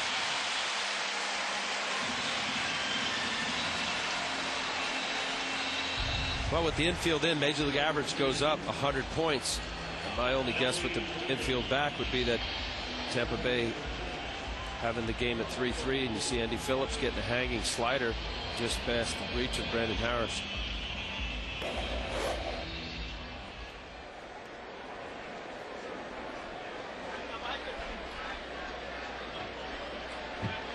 So Cano, who has been on fire in this homestand, with a triple and a run scored to take back the lead for the Yankees. Here's Shelley Duncan. Shelley Duncan hit his first Major League home run in the first game yesterday, and his brother Chris of the Cardinals was watching, and Shelley told our very own Kimberly Jones that Chris called him and said, I was so pumped up that you hit a home run. I said, I got to go out and hit one too, and he hit a home run last night against the Braves. And Shelley said that's a day that we'll both always remember. And here is that home run. Had 25 home runs for Scranton Wilkes-Barre AAA team, 79 ribbies, 295 average, and he got his first curtain call as well.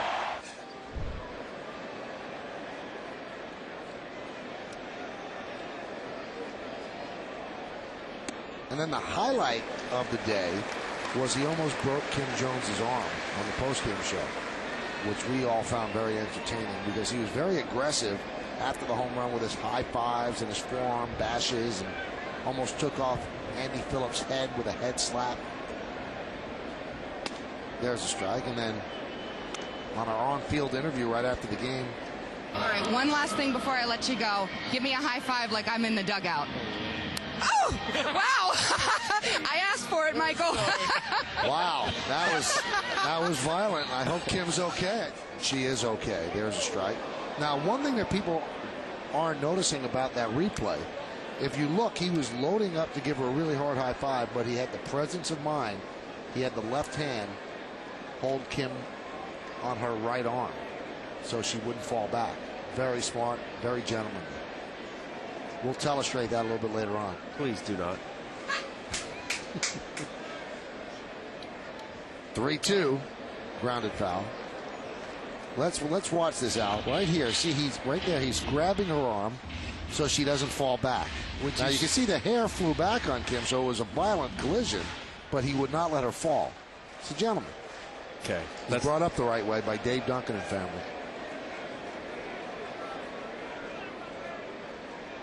3-2, and he walks.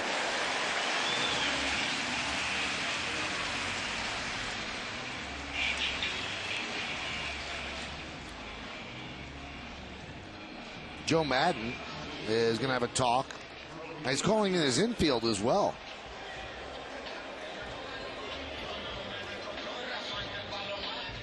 Usually sends out Jim Hickey.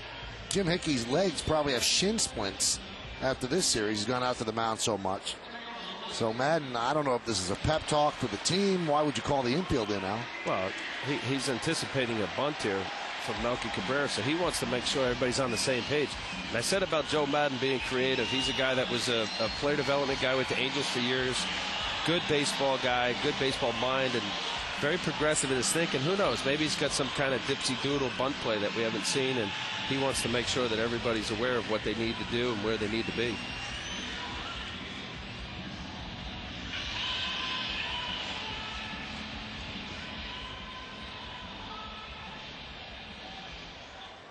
You think it's a sure thing he's going to bunt here? They have the lead. Well, he's been on fire. You bring in your third baseman for a meeting with the pitcher. It doesn't make sense unless you're going to talk about something defensively in the infield.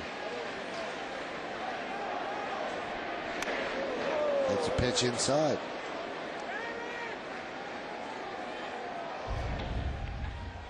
See Melky square. Now this is another aspect of Melky's game. If he's going to be a leadoff batter, that you're going to need to bunt. He's not a home run guy, and this is an aspect of his game that he needs to execute and be good at. And the bunt kicks foul. Now Melky's been a pretty good bunter. My thought was, Al, was it a sure thing the Yankees would ask him to bunt? You see, he attempted to right here because he has been one of their hottest hitters, and they already have the lead. I don't know. I mean, I might have let him swing away. Well, first and second, nobody out. You got Jeter, Abreu, A-Rod, Matsui. You can't get any hotter than those four guys. And this is the part of the small ball that when you are facing a quality major league pitcher that you need to do to execute and win the tight ball game. Well, now with 2 strikes, let's see if they keep the bunt on. They did yesterday with Nieves. James Shields is a good pitcher. He's not certainly a top echelon guy in all of baseball, but nothing against Edwin Jackson, Jason Hamill, or J.P. Howell. But the 3 previous games, this is the best pitcher that the Yankees have seen.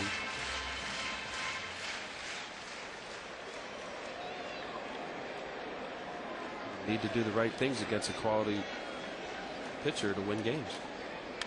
And they let him swing in a ground ball to Iwamura. They get 1 on to first, not in time. Duncan went in hard at second base.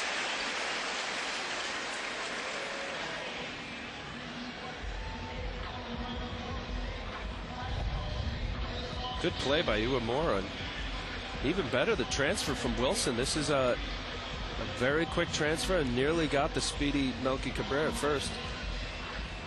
Ooh, he really went in hard. Good thing for Wilson's sake that he went right through his wickets. He'd have flattened Wilson at second. Go right between the legs.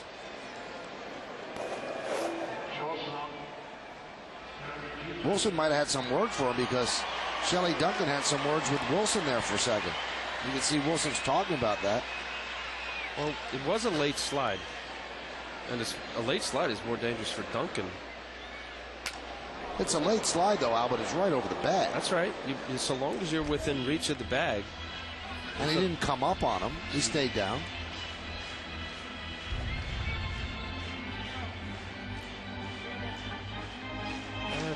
That's borderline real late.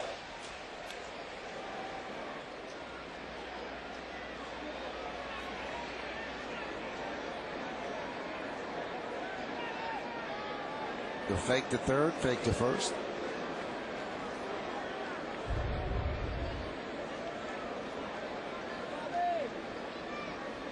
I don't know what was being said there. A smile on Wilson's face, but maybe that belies what he's actually saying.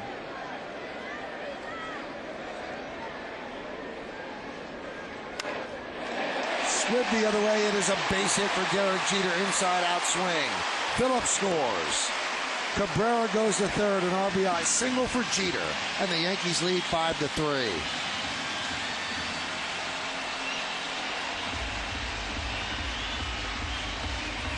Well, you can't teach this, folks, this swing. This is a changeup born in on his hands. You see how far he pulls his hands in. His back elbow. This ball was in off the plate, getting enough of the barrel and far enough to the outfield. Just phenomenal. You talk about hand-eye coordination. His hands pull in, slicing it, not even driving it that way. He's 385 against James Shields, and that's why Derek Jeter is such a great hitter. So the Yankees got back the 2 runs that Tampa Bay scored in the top of the 4th inning, looking for more, though. Runners on the corners with just 1 out. Here is Abreu. There's a strike from Shields.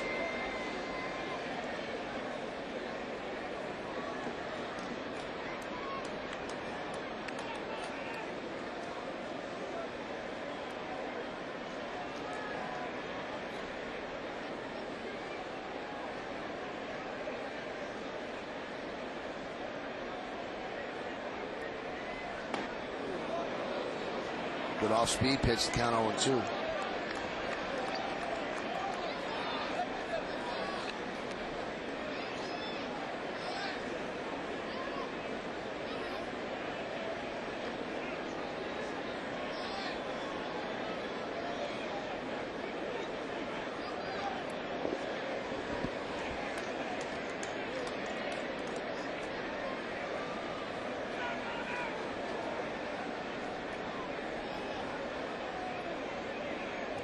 And the pitch. Grounded through the right side for a base hit. Cabrera scores. Jeter will stop at second. It's another RBI single for Abreu, and the Yankees lead 6-3.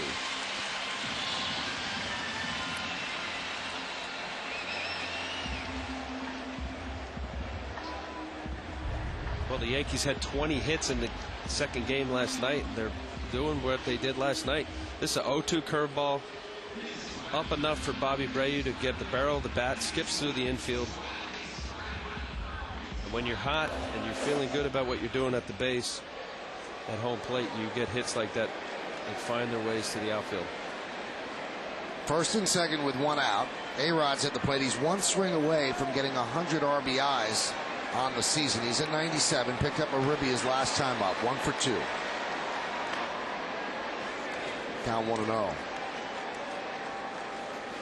Along with Al Leiter, I'm Michael Kay, and you're watching Yankees baseball right here on the Yes Network. We thank you for spending part of your Sunday afternoon with us. Yankees looking to take 3 out of 4 from Tampa Bay. They lead 6-3 here. The 1-0. There's a strike.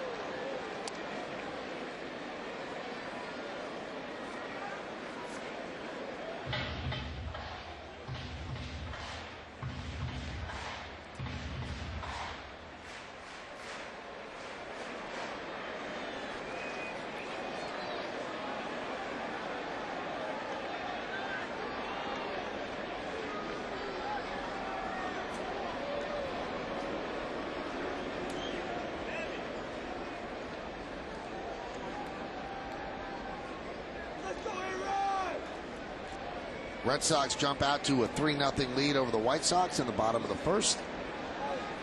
White Sox just playing very bad baseball right now.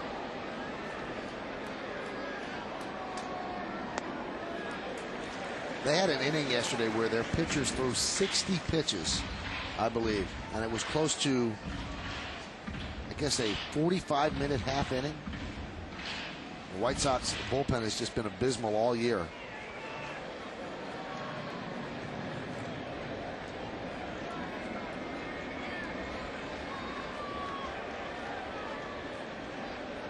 The 2-1. The second game of the doubleheader last night, Jay Watasic had an inning. I think he threw 45 pitches, maybe a little bit more than that. And the Yankees put up a 5 spot, and really the game got out of hand at that point. 46 pitches Al has down. That's a lot for 1 inning. It's a lot for 3 innings. That's a lot for 2 innings.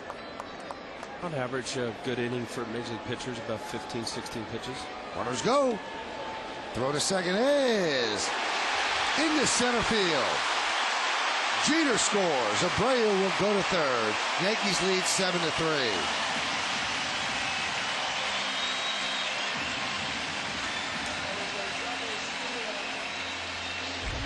Well, on this double steal, Josh Wilson, I don't know whether he was a little gun shy of staying in there because of Shelley Duncan's aggressive slide, but he should have had that ball. This throw is right over the bag. And well, it had a little leak to it, but that's a ball that normally a second baseman would at least knock down. Cost the Devil Rays and shields a run. And now they bring the infield in with A-Rod at the plate and Abreu at third.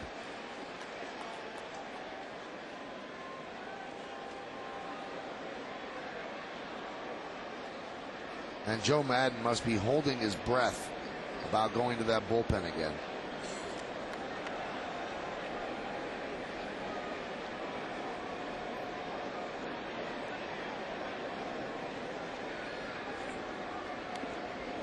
And Alex Rodriguez walks.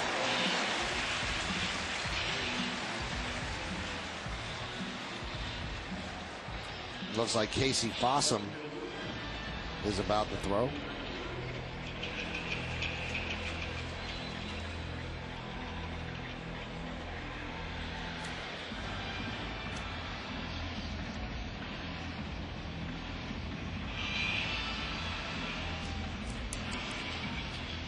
How about this stat?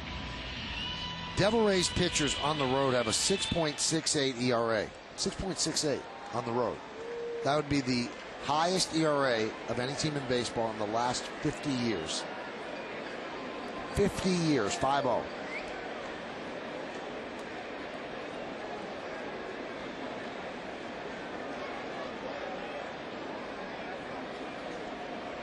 Well, we've talked about it the last couple of nights. They all seem to possess good stuff. You know, you talk about guys with stuff, but it's not translating into results. And obviously from here you can't really see what the true problem is, but you would think that there's somebody within this organization. This isn't just this year. Their pitching has been a problem historically for the Devil Rays. I'm sure if they had the answers, they would have already figured it.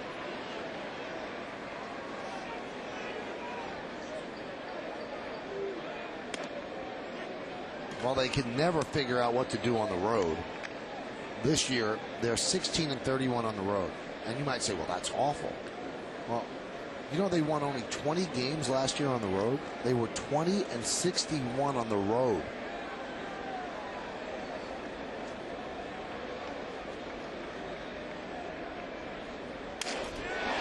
And another base hit against Shields. One more run scores. Alex Rodriguez will go to third. RBI single for Matsui. And the Yankees are pouring it on. They lead 8-3.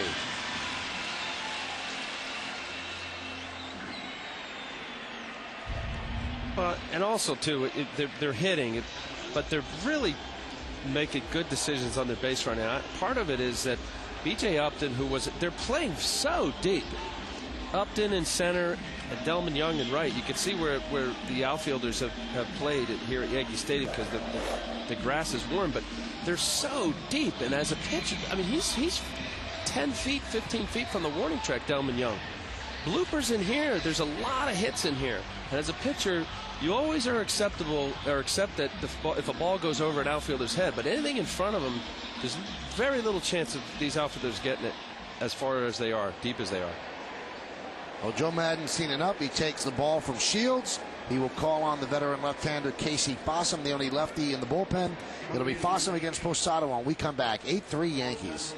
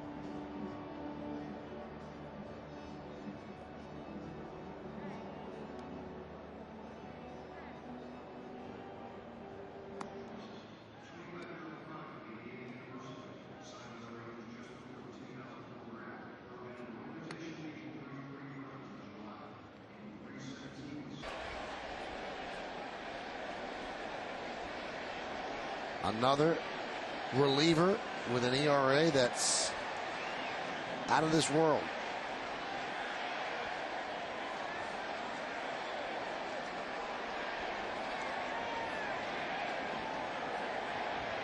Their ERAs are like cell phone area codes. New Jersey cell phone. Yeah. 732. I didn't realize, really, was that? Okay. 609 732. Some of them are getting to 973.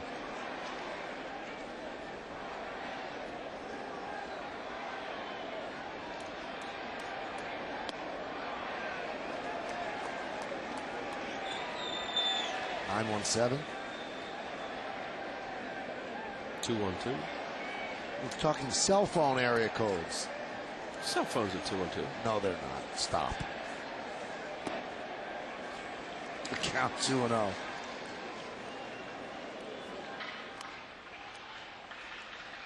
Eight 3 Yankees lead.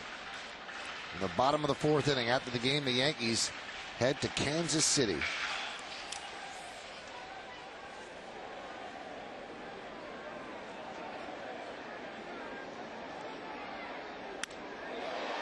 And another base hit.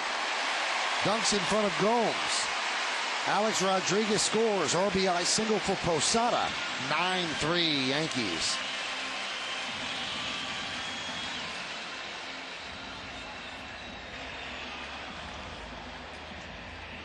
And the Yankees have batted around.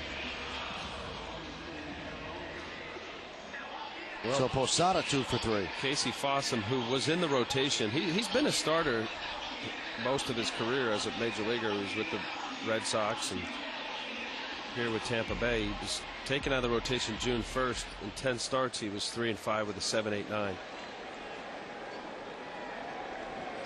Here's Cano. He started all this with a triple. Still just one man out. The 10th batter to come to the plate.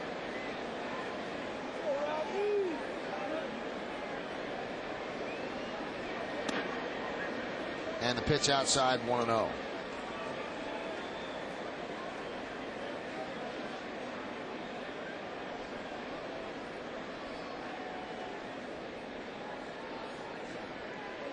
Cano is 14 for his last 30.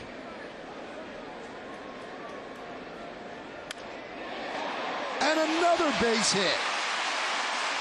Matsui scores. Posada goes to second. An RBI single for Cano, and the Yankees lead 10-3.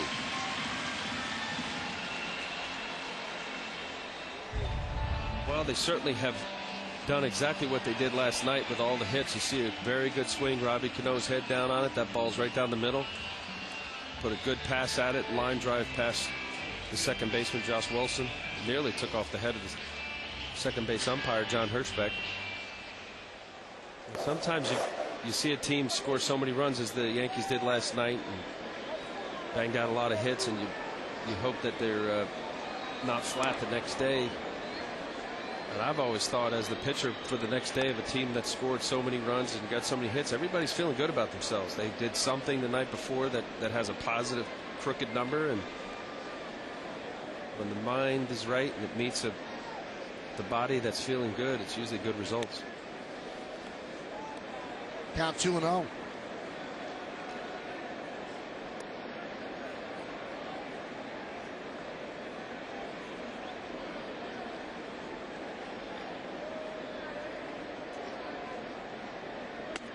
And there's a strike. Count 2-1 now on Phillips. Phillips earlier this inning with an RBI single. Yankees have 7 on the board. Runners on first and second, still just 1 out. This is the 11th man to come to the plate.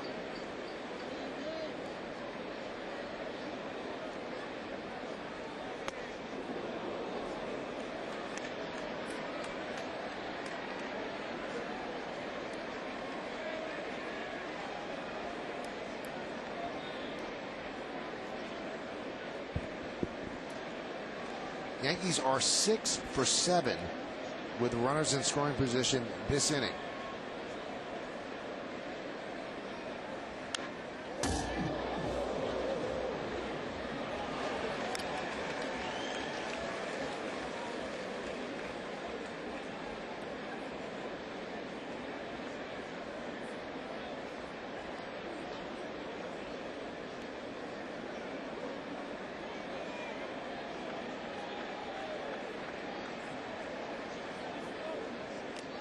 And that one gets past Navarro.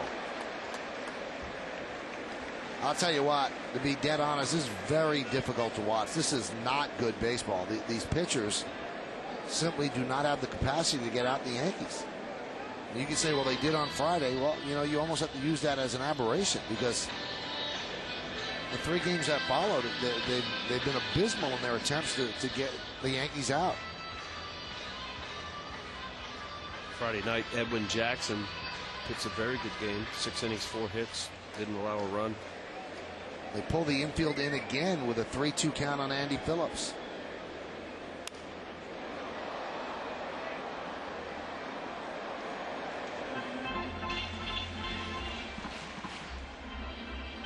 The Yankees have pounded out 50 hits this weekend, and we're only in the 4th inning. 20 hits in the second game last night. 12 hits already in this game. Andy Pettitte likes it. Yeah, he's resting for a while, but as Al said, you trade these big innings for a long rest. And they strike out Phillips for the second out.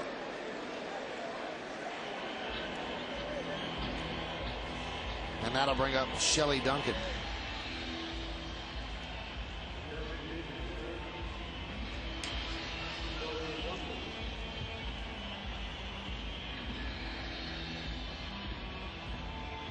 Duncan struck out and walked.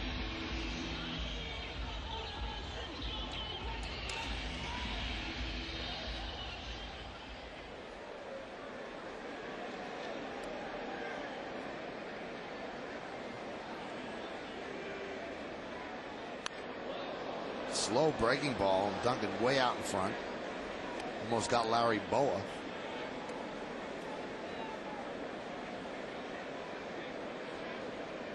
With a runner on second and third, Boa is very close to the batter. He's way out of the coach's box, trying to get as close to the plate as possible, and it's dangerous.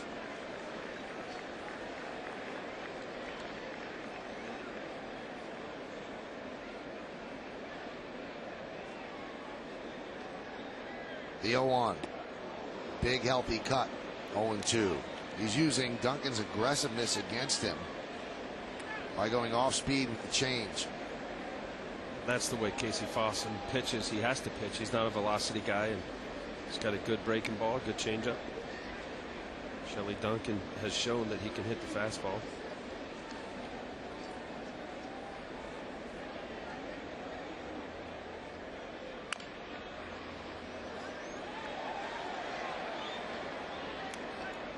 Now it's still 0-2.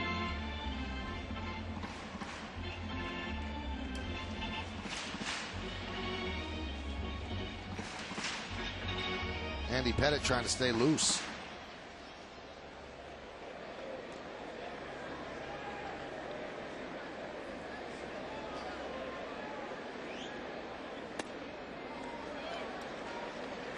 Count 1-2. You know, if there is one downfall to the opportunity to get pitches in, there are some umpires that are sticklers. In long innings like this, I used to get with the catcher. Now here with Posada on base, you'd get with the backup catcher. I guess now with Molina, and say, let's get out there quickly. I want to get some extra throws, more than the prescribed 8 that you're allowed to throw. That's the number in between innings that the Major League allows a pitcher to have, even a starting pitcher between innings. Not obviously a reliever coming in, but also the starters. 2-2. Deep to left. There it goes. See ya. A 3-run home run for the rookie, Shelley Duncan. His second in as many days. And the Yankees are absolutely pounding the Devil Rays. It is now 13-3. And let's see how aggressive Duncan gets in the celebration.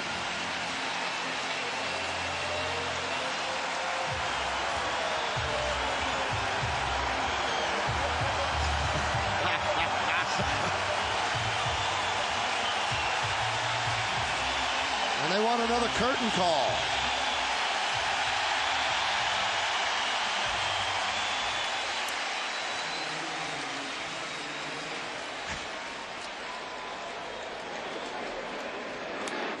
Pitch to Cabrera is a strike.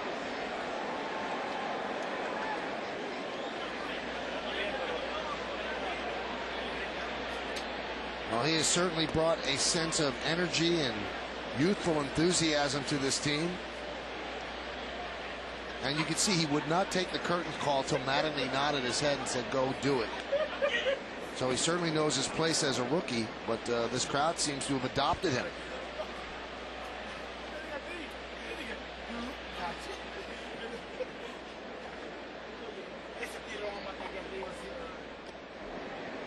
Now there's one downside to that. I'm fearful for Kim on the postgame show. Just not do the whole high five thing. That's a breaking ball that got in the middle inner half part of his sweet spot of his swing, and he crushed it.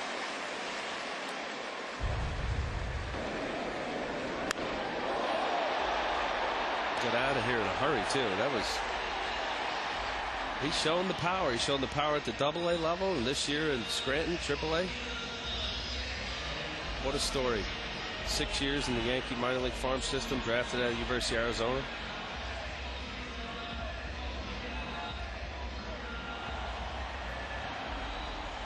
Personality like that, it gets infectious. I don't know how long he'll be here and how successful he'll be, but it's fun to watch. Somebody with that kind of enthusiasm.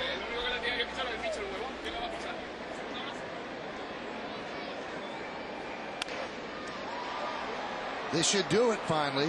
Jeter makes it out, and the Yankees score 10 runs on 8 hits, 1 error, and 1 man left. It took 32 minutes to bottom of the 4th inning. Andy Pettitte, a 32-minute rest. No rest for Shelley Duncan. The celebration continues.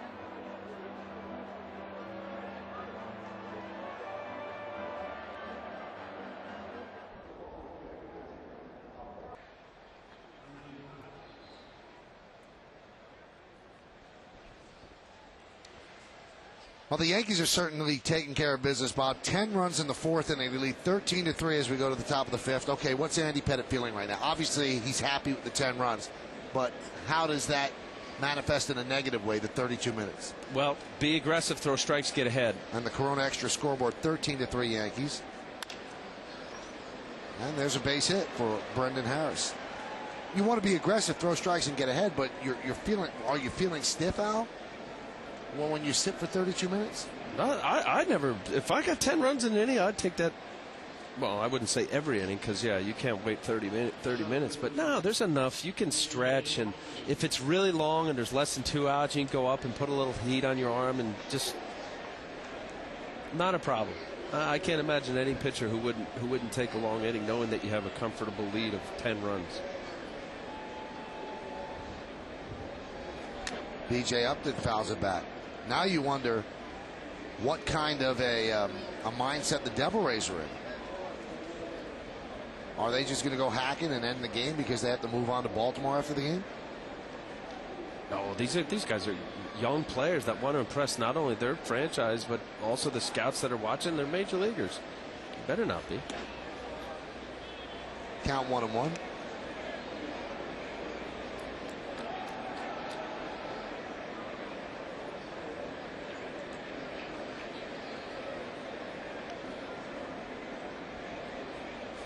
Now the Yankees are officially clocking the bottom of the fourth inning at 29 minutes. We have it at 32.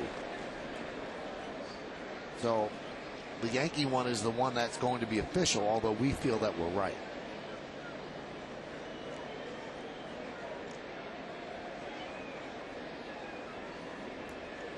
How much is Shelley Duncan loving life right now?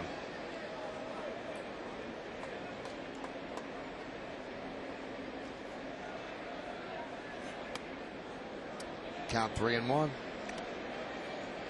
The 8 hits, the 10 runs, season highs for the Yankees in an inning for runs and hits, and for runs and hits by an opponent against Tampa Bay.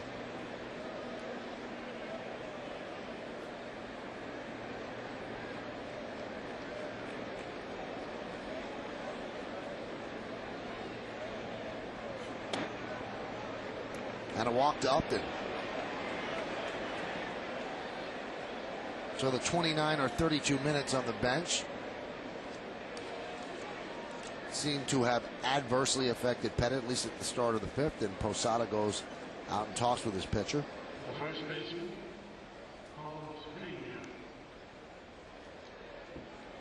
Kevin Long, the hitting coach for the Yankees. I'm sure there's a tremendous history with him. Kevin Long's been in the Yankee minor league farm system. Shelley Duncan's been with the Yankees at various levels for the last 6 years.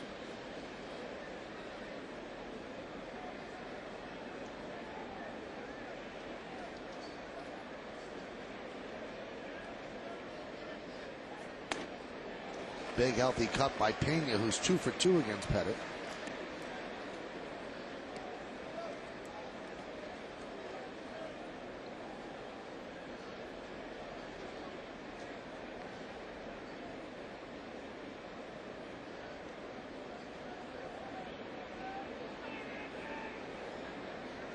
You mentioned about Tampa Bay. What's their approach? You know, Carlos Pena is a guy that there's scouts that are looking for maybe trading for him, and there's certainly a lot of other guys. We talked about Ty Wigginton, possibility of moving him.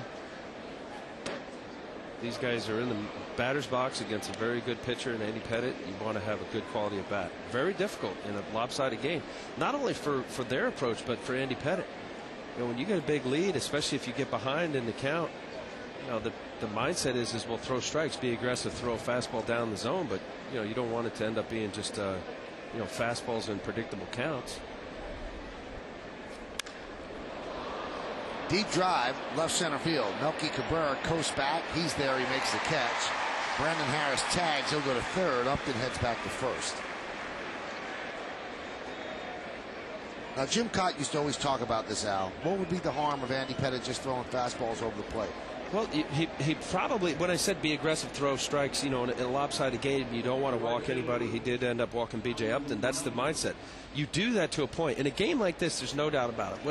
Whether Andy Pettit goes up, you know, 4 or 5 runs and the Yankees win, you know, 13, whatever the score is, but there's a few more runs. You take the win, of course. You pitch according to the scoreboard, and you do that up to a point. And if he's throwing fastballs down the zone and he continues, you know, he gives up hits, you know, you have to modify that a little bit by using all your pitches. But what Katie said absolutely makes a lot of sense. Throw strikes, see if they're hitting the ball. Are they putting it in play? Are they hitting it hard? Are you getting outs? And then go from there. Because Jim used to say when he was a pitching coach with the Reds, he would have his pitchers watch batting practice and say, look, these guys are throwing 68-mile-an-hour fastballs, and everything is not a hit. They're fly balls to the outfield. All right, so then explain to me 7 ERAs. Explain to me this 13-3 ball game. Because they're not throwing strikes. Yes, they are. There's a lot of strikes. But they're falling behind the count 3-1 all the time. No, they're not. Posada, 1-1 fastball down in the zone. Matsui, a 0-1 slider. 0-2 pitch, Bobby Abreu, curveball, base hit. Looper right to Cano. He makes the catch. I mean, respectfully, I know what Kitty's saying, but for as much as you can watch batting practice, and I see it. I'm in batting practice. I was a pathetic hitter in National League. I used to hit home runs in batting practice. It was fun. Yeah, you hit the ball and make some outs. And I understand that mindset, but when it comes to game time and a good quality hitter, throwing pitches down the middle, that's the very analysis that we talk about. That pitcher's down the middle, he can't throw it there. That ball's up out over the plate, he can't throw it there. So you have to still be mindful of a plate that's 17 inches and throwing for the plate or the corners. But do you really want to be walking somebody when you're up 13-3? No, unacceptable. Yes, and that's why I'm saying when you're up with the disparity the way it is, be mindful of that and be aggressive and put the ball in play. And if they are getting outs, which they do, major league hitters get outs with pitches right down the middle. Count 0-2.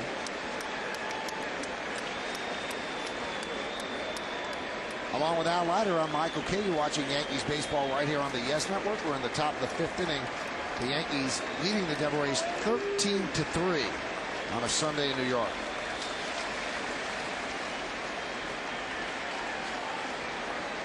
The 0-2. Right back to Pettit. That'll do it. Threw him a fastball. Wigington hit it right back to Pettit as the left-hander got out of trouble. No runs, a hit, no errors, and 2 men left. The end of 4 1/2. We're halfway through. 13-3 Yanks.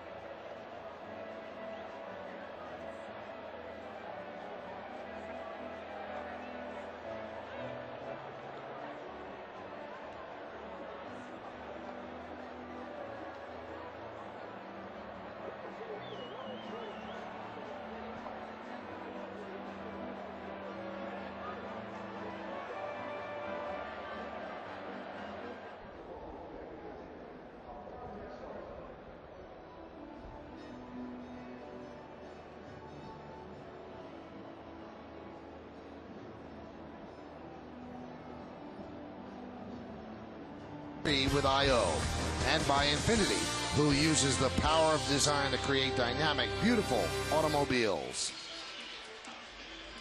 Well, we go to the bottom of the 5th inning on the Corona Extra scoreboard. 13-13-0 for the Yankees. It's been a lucky day for them. 3-7-2 for Tampa Bay. Not so much for the Devil Rays. New pitcher for the Devil Rays is Sean Kemp.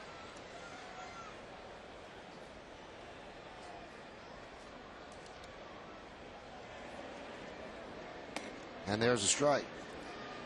97 pitches today for Tampa Bay pitchers, and 59 strikes.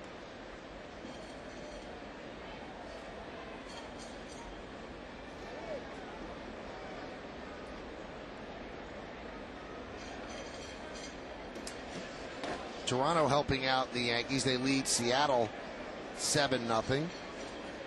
See Sean Kemp's numbers. More hits than innings pitched.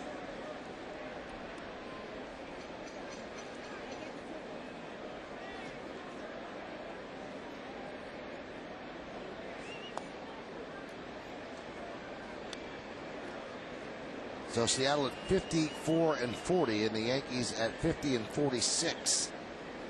So 2 teams ahead of the Yankees in the wild card chase, the Indians and the Mariners. And the Yankees look like they'll gain ground at least on the Mariners. Cleveland and Texas is tonight. Abreu slices one foul. This is the time of year that they play Sunday games in Texas at night because of the heat. So that is not the ESPN game. The ESPN game is St. Louis, Atlanta, I believe.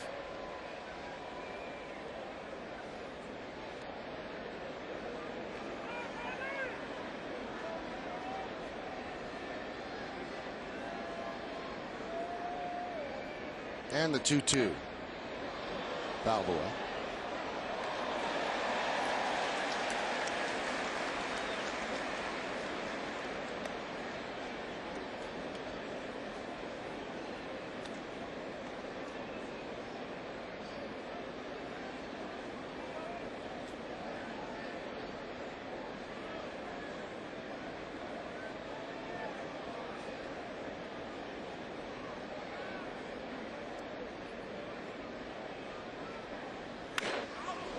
Rip foul.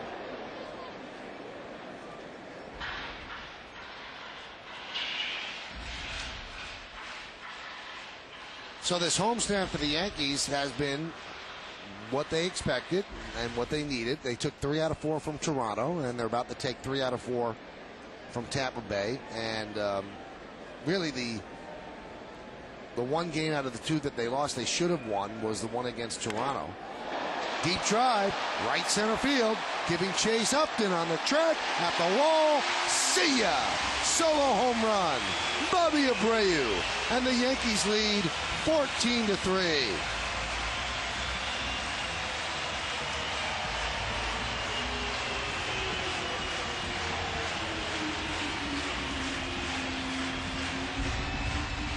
Did I already say that the Yankee hitters are locked in? It seems like these replays are becoming a broken record. That was a cutter slider that was supposed to be on the outside corner. It ended up being middle, and Bobby Abreu got all the wood on it. Gets a little high five from Larry Boa. The boys are locked in. 8th home run for Abreu. 3rd hit today. 3rd RBI. Pitch to A-Rod outside 1-0. Anyway, the one game that the Yankees really would like to have back is that Thursday afternoon game against Toronto. They had a 2-0 lead heading into the 7th with Chin-Ming Wang on the mound. Ground ball is short. Harris one away, and Wang gave up 3 runs in the 7th. The Yankees could not get another run off the Blue Jays, so they lose that one. Friday, that's a legitimate loss. They got whacked. They lost 14-4, but they bounced back yesterday 7-3.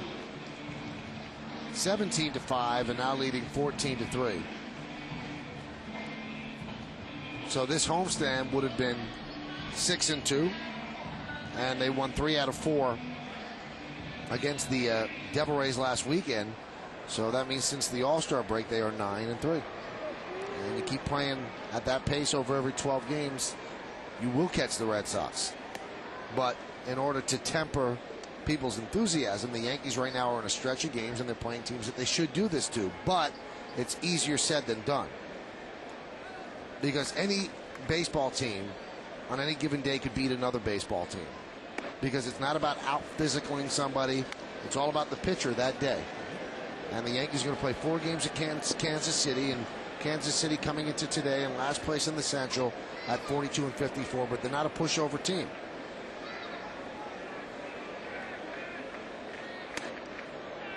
And the naysayers will say, well, they're supposed to beat these teams. And okay, that's fair. Right now, Kansas City's leading Detroit 4-1.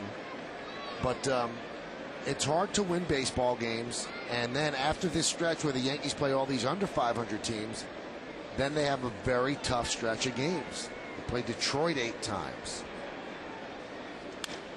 Line drive, base hit. Matsui with his 3rd base hit. They'll play the Red Sox at the end of August. Things like that. It's a tough stretch that they will play after what is supposedly an easier stretch. If you get a chance, stop by and visit our friends at J&R Music and Computer World. I think you're saying it, Michael. This is exactly what the doctor ordered for the Yankees. They've been playing good baseball. Their offense is beyond on fire. You're getting production from top to bottom, even guys that don't play every day. And it seems as though the pitching is shaping up. Who knows what's going to happen with Phil Hughes or the possibility of Agawa's start. Posada with a ground ball. Fielded there by Pena. There's one. On to first. Not in time. But when you face that, Grant, the Tampa Bay Devil Rays, they did not play a good series, and that no kidding, right? But there's some fundamental issues within a game in a series, and they haven't been there. And the Yankees have capitalized not only with capitalizing on the pitchers for Tampa Bay, but some shoddy play in the field that hasn't enabled this pitching staff to also get some outs. They're going to Kansas City, the Yankees are, and then on to Baltimore. And if they're going to make any kind of waves in August to get close to the Red Sox, they need to do this. They need to beat up on pitching staffs like Tampa Bay. They need to go into Kansas City and play like champions and do what they know what they're capable of. Let's face it, this is a team and a lineup that's got a lot of credentials on the back of their baseball card, and up to this point, at least in the standings, has been disappointing, but it's still a lot of baseball to play still. Well, the one thing that makes sense being revived is the offense, because that was the one thing that you scratch your head. You can envision maybe other things going wrong with the pitching, the starters, the bullpen, but no one thought that the offense would stall. And the offense now is closer to what everybody thought it would be. Most of the pieces are there, other than the injured Jason Giambi, and this offense is supposed to tattoo a pitching staff like this. I mean, we don't want to sit here and hammer the Devil Rays, but that's the case. I mean, they have a pitching staff with an ERA over 6, and a good offense is supposed to punish them, and that's what the Yankees have done in the last 3 games. Hit sharply, almost knocks down Pena, and it's going to be a base hit. Then he throws it past Camp, but no harm, no foul. Navarro backing up. That'll be a base hit, 3rd one for Cano. Carlos Pena had to watch out for himself health-wise, but he nearly made a great play on that. That ball was smoked by Robinson Cano. Camp getting to first base a little late, but for him to just knock that ball down was really something, because that ball was hit very hard. And nearly made a play of it, getting Robbie Cano at first base.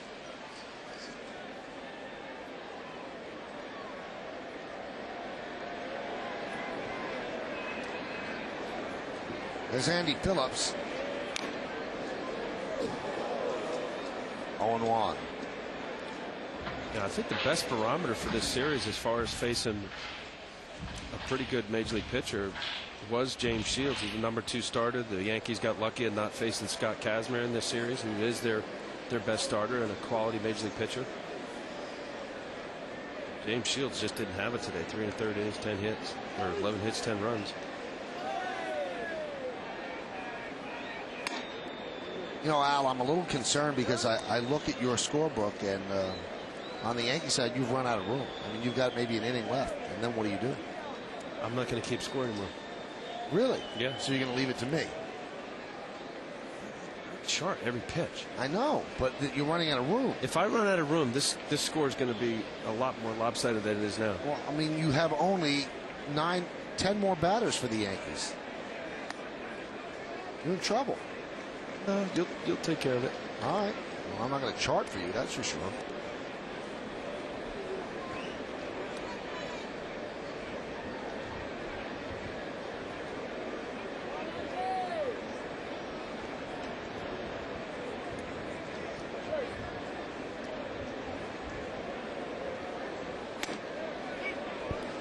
Take a look at this. This is Al's scorebook, right? So it's not one by innings. It's as each batter comes up. So this is all he has left for the Yankees. Well, normally this would be probably about the 7th inning. Right. That would give you the... Yeah, we're in the 5th now. You're in trouble. Very big trouble. Good. I don't have to keep scoring. pitch out. Paul O'Neill has no problem not keeping score. He didn't bring a pen to the booth. Count 3-2. So the runners will go on the 3-2 and 2 outs.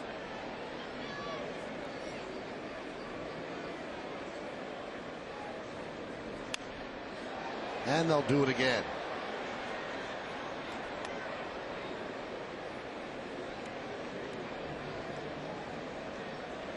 +14 runs in back-to-back games. First time the Yankees have done it since August 7th and 8th of the magical 1998 season when the Yankees won 125 and 50.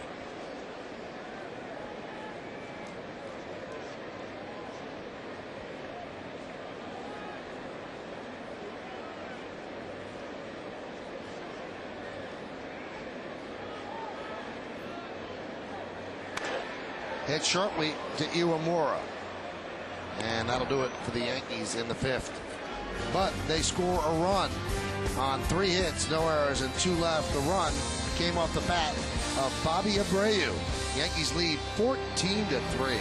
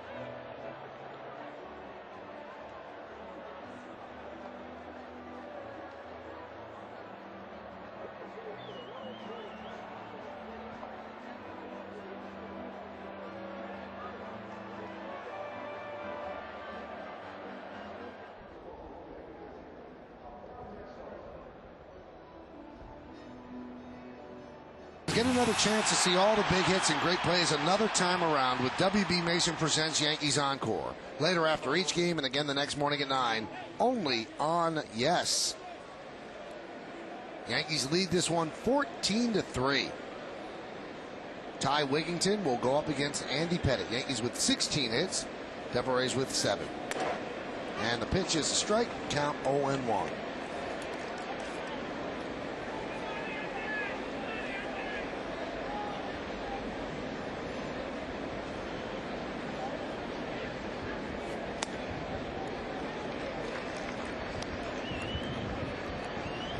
I said Ty Wigington. I obviously did not mark down the final out of Wigington in the 5th. This is Gomes, of course. I apologize. Count 0-2. Wigington lined out to Pettitte, if you remember.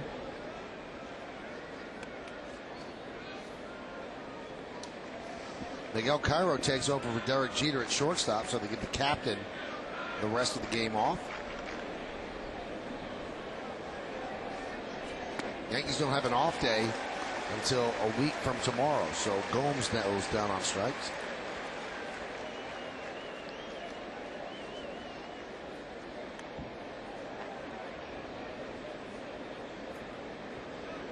Now after this game, the Devil Rays go to Baltimore to meet the Orioles, and it'll be Daniel Cabrera against Scott Kazmir.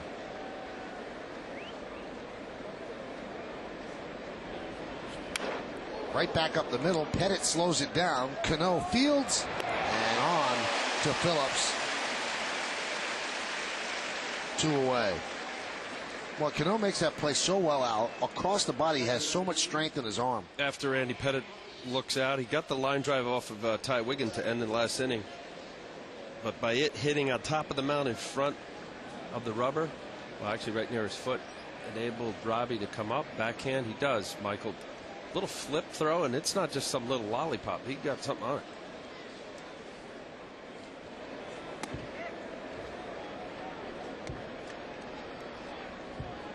Picture this little flick here. He was a third baseman in minor leagues and good accuracy.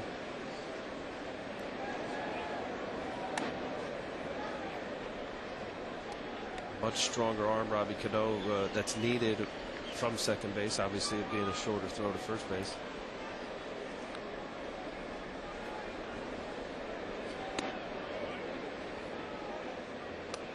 And the count 2-1.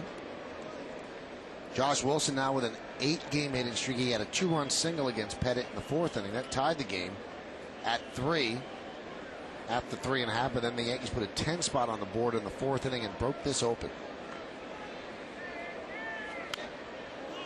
Fouled away.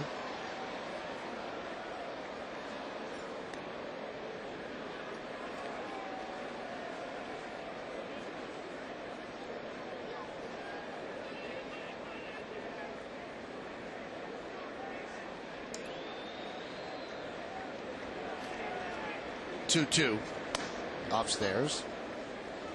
Andy with 7 strikeouts. That ties his season high. He did that last time out against Toronto. 7 innings.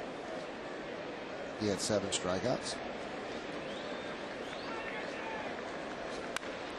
Drilled deep to left field, giving Chase Matsui on the run. And it's off the base of the wall. Josh Wilson says, hey, we're down by 11. I'll stop at first. Almost got picked off at first.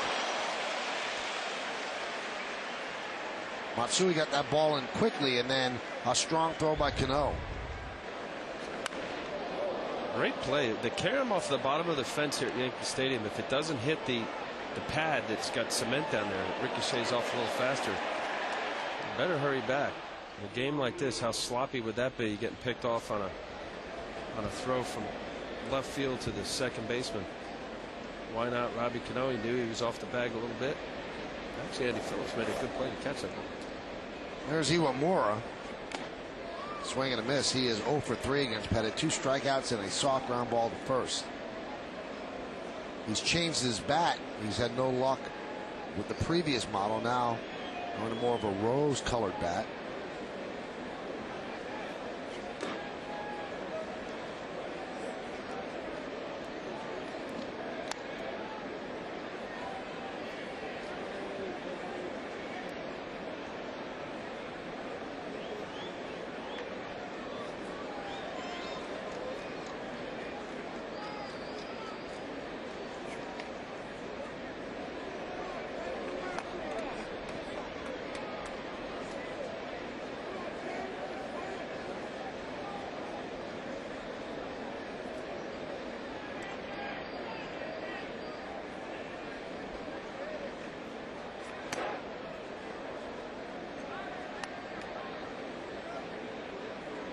And the count 3-1.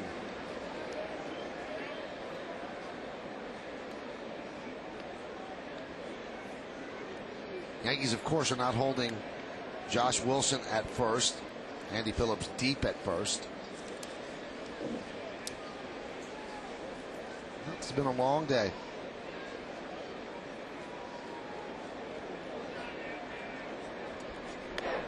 There's a strike, and the count 3-2. So now Josh Wilson will go.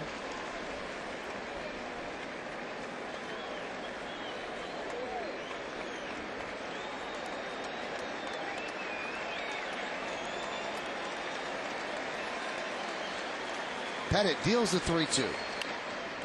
Tap foul.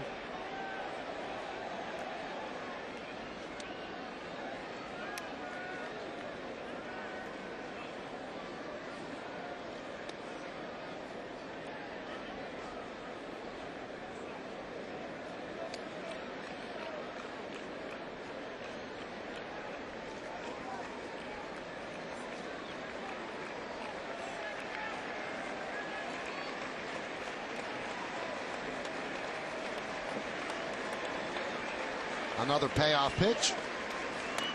And it's upstairs. So a walk to Iwamura.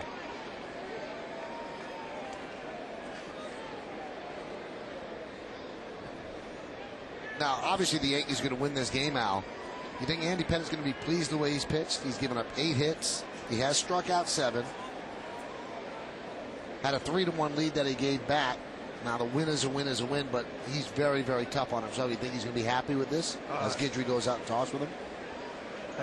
I know what you're saying, and I think it's a matter of, you look at his last start, he pitched fantastic against Toronto, 7 innings, 7 hits, 1 run, 7 strikeouts with a no decision. He's got a lot of no decisions, 11 no decisions this year of his 21 starts. The bullpen has relinquished 4 games that the game was on the line for a victory. I think when you're a perfectionist, as there you see Mike Myers warming up, you expect so much from yourself. I think a game like this is much more difficult to pitch in because of the score. And when I say that, in that last bat with Iwamura, he struck him out with curveballs and sliders, but you have such a disparity, and if you get in bad counts, and he's up to 93 pitches now in what is fastball counts, 2-0, 2-1, 3-1 counts. Andy Pettit now has gotten to a point in his career where he'll throw a 2-1 changeup or a 3-1 backdoor slider. And when you have the big lead, as he does right now, you're more inclined to just throw a strike, use my fastball, pound the zone, let him hit it at somebody. The 0-1. And it takes you out of your game plan. It takes you out of the plan that you've sat down with your catcher and the pitching coach and work the hitters. It becomes more of see the plates in third and just have him put it in play as opposed to really trying to execute the pitch.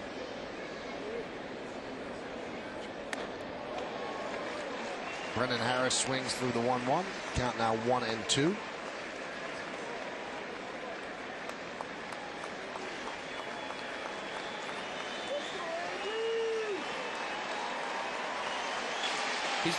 Andy's been leaving the ball up this inning. Walking even more on some high fastballs. His slider's been up. My guess would be it, especially with this pitch count, that this will be it for him. Did he go? Yes, he did. And Pettit works out of trouble. No runs a hit, no errors, 2 left at the end of 5.5. Yankees leading Tampa Bay 14-3. It's lunchbox day at the stadium. How apropos, the Devil Rays are getting their lunch handed to them.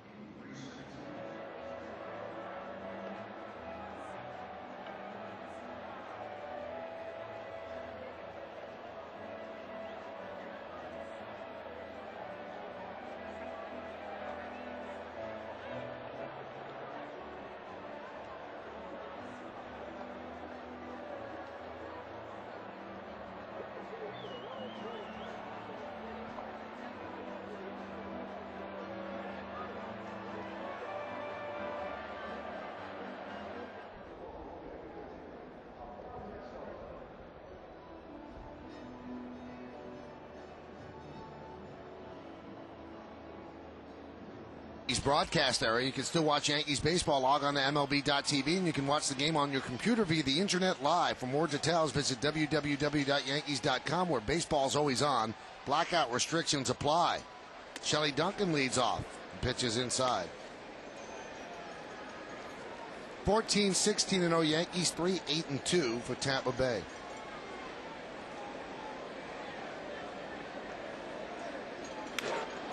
High fly ball, right center field. Upton back, track, wall, see ya! Another home run for Shelley Duncan. His second in a row, his third in 2 days. Oh, what a major league debut for Shelley Duncan.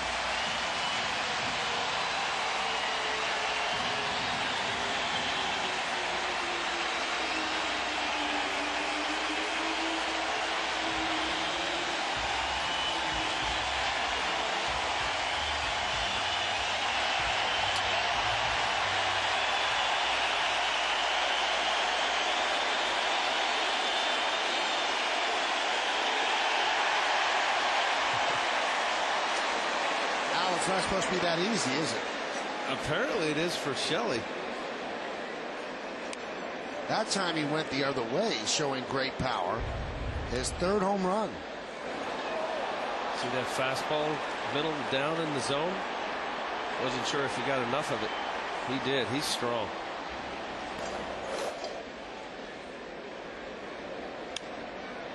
Did you see Andy Phillips? He had a towel on his hand in the dugout because he didn't want to get crushed like this baseball.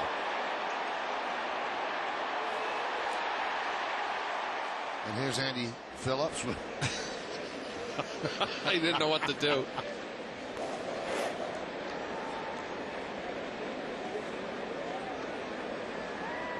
Now just imagine, okay, not to get all ooey gooey on you, but can you imagine Dave Duncan and his brother Chris Duncan watching this game somewhere in Atlanta? Maybe they're at the ballpark by now. Oh, they're at the ballpark. They're and at watching the big screen right in the center of that clubhouse right now. And it's on. And watching their son, their brother, and also Shelley's grandfather watches every game, and his name is Shelley. And imagine what's going through their mind and the pride they're feeling. I mean, this kid is not, drafted yesterday and, he's in the big leagues today. He battled a long time, and the carnage continues. That goes off the glove of Gomes, and Cairo will reach second. Wow.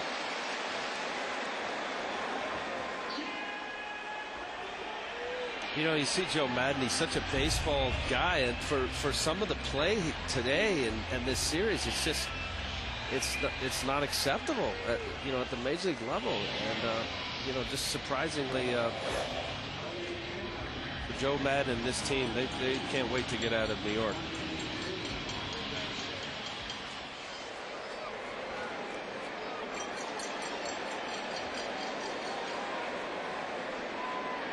Here's Damon pinch hitting for Abreu, and he slaps it fair down the left field line. That is going to score Cairo, and Damon with an RBI double, and the Yankees lead 16-3.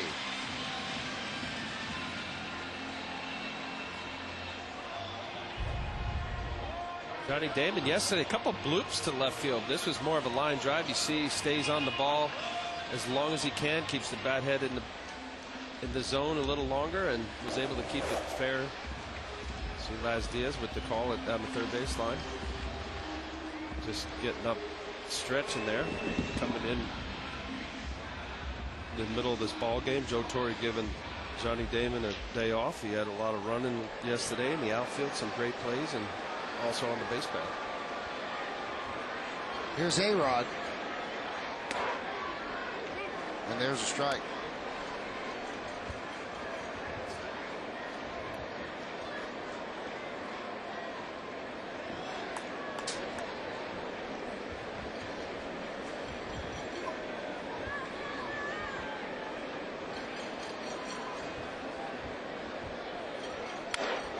Drilled deep to left center field. There it goes. See ya! A two-run home run for Alex Rodriguez. The Yankees lead 18-3. It's Rodriguez's 34th home run. He now has 99 ribbies. He now has 498 career home runs.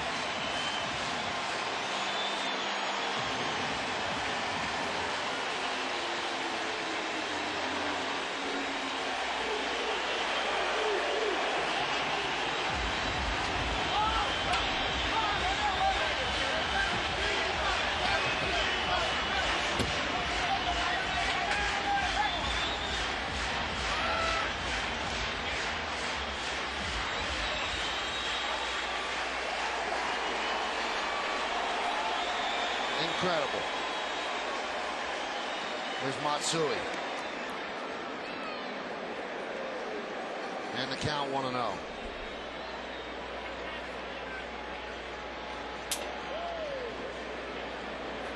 Joe's probably asking him if he wants to take the rest of the day off.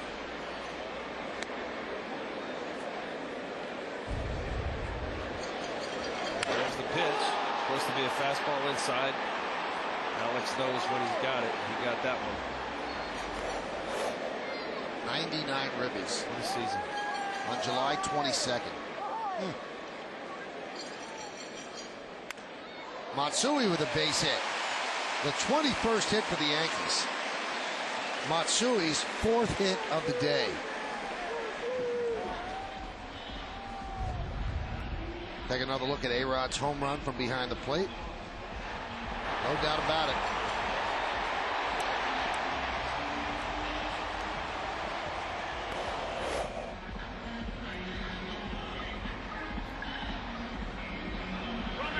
Looks like A-Rod is taking his glove and going home.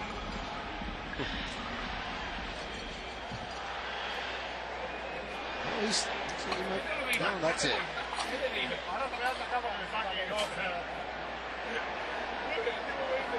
He's had enough. Mom's calling him for dinner. Street lights on.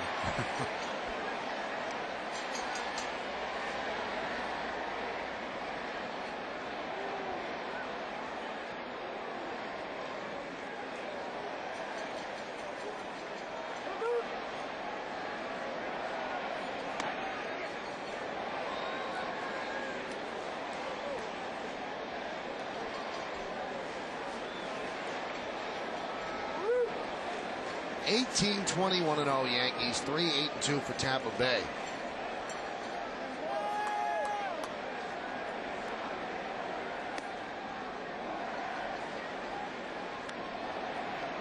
Well, the 18 runs, the season high for the Yankees runs-wise in a game.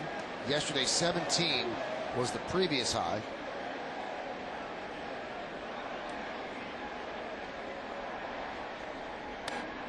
Yankees have hit 5 home runs in this game. 1 by Matsui, 2 by Shelley Duncan, 1 by Abreu, and 1 by A-Rod.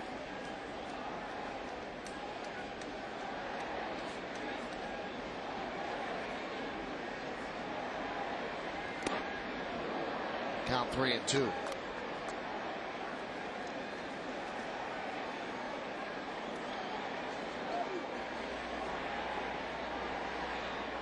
What a weekend in New York for Shelley Duncan.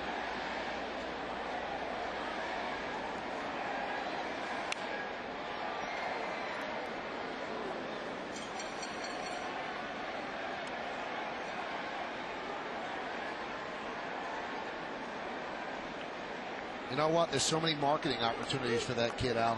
He keeps hitting. That store's going to call. They're going to have to change their spelling, or he'll change his, but there's money there to be made. That Duncan's putting up nothing like donuts. He's putting up home runs. No zeros for him. 3-2. Driven out to left field and deep. Backing up Gomes. Still back. It bounces into the seats for a double. As Matsui moves to third. Sean Camp is just getting hammered.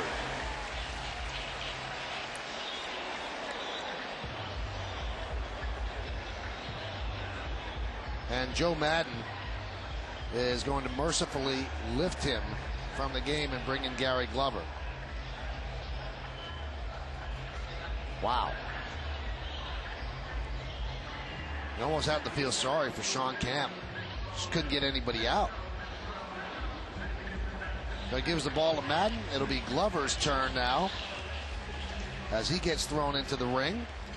Glover against Cano. When we get back, Yankees lead 18-3.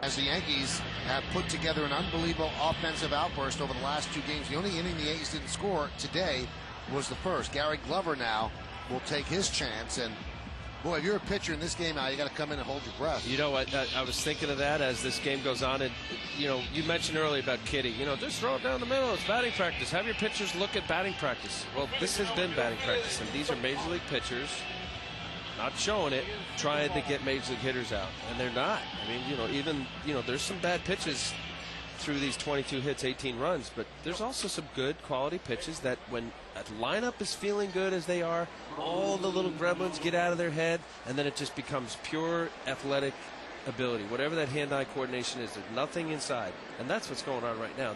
This whole Yankee team right now is clear-minded and feeling good about what they're doing. Robinson Cano 3 for 4 today, so he's up to 290 now, second and third with one out.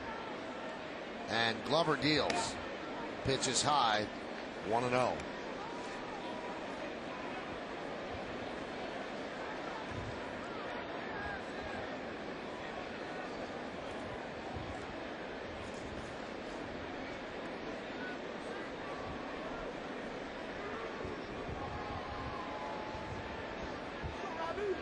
And the pitch fouled away.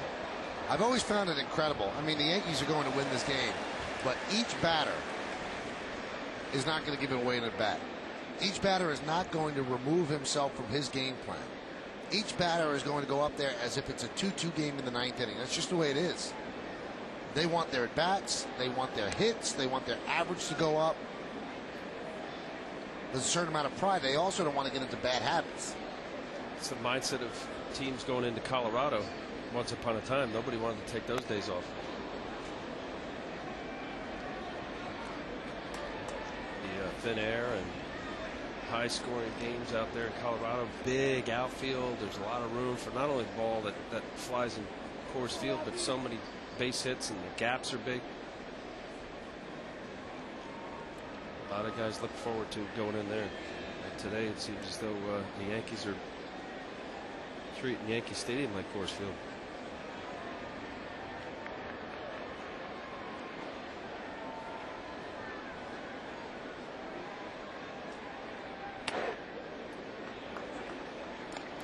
The Yankee lineup with Cano up at the plate right now today is 22 for 37. So on this game at this point they're hitting .595.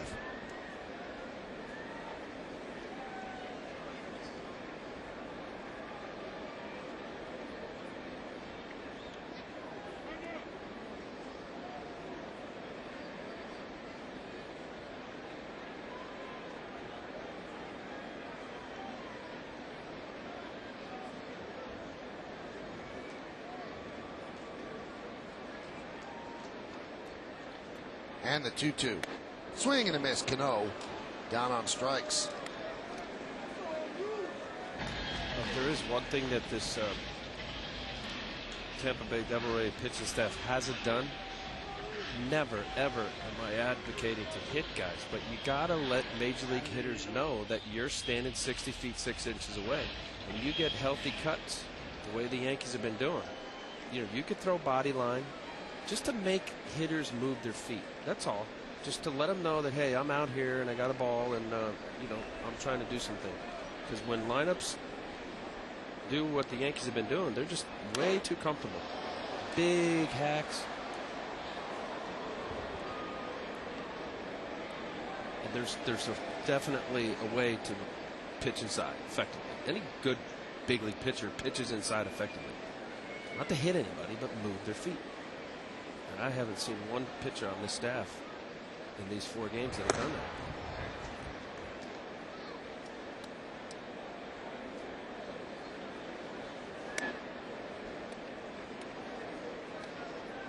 Count 1-1.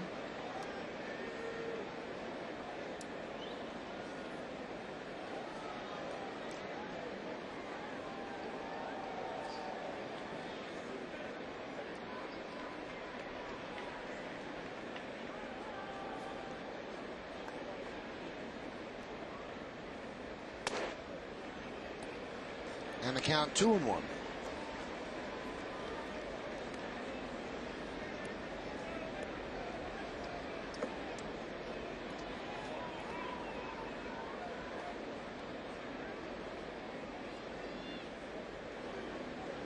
Eighteen to 3 Yankees. We're in the bottom of the 6th. 2 outs. Runners on second and third. The 2-1. There's the strike.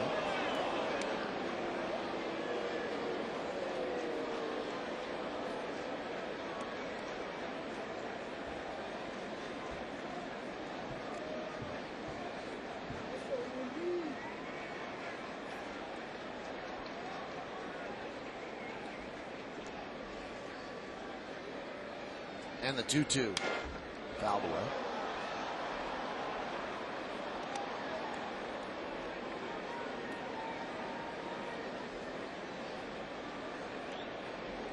Gary Glover, another one of the Tampa Bay relievers that comes in and shows good stuff, not equating to doing your job and getting consistent outs with bad statistics, but you know, he's shown a good slider, he throws a good fastball. It's just a matter of doing the things that pitcher has to do to get hitters out. You see aggressive hacks by Andy Phillips on 94, 95 mile an hour fastballs on the outside part of the plate.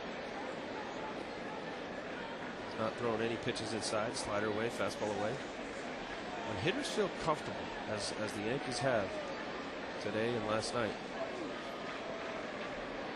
you gotta be able to move the ball around and effectively throw the ball inside. Yankee fans are rooting for a hit here because Shelly Duncan's on deck. The 2-2. 3-2. Well, it is only the bottom of the 6th, Michael. I think he'll get a shot.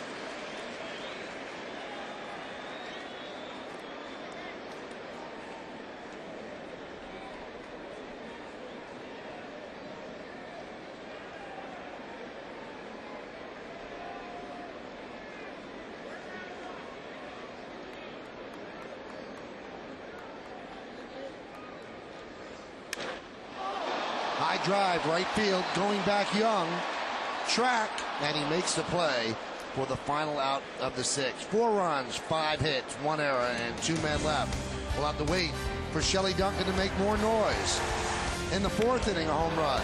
In the 6th inning, he goes the other way, a home run.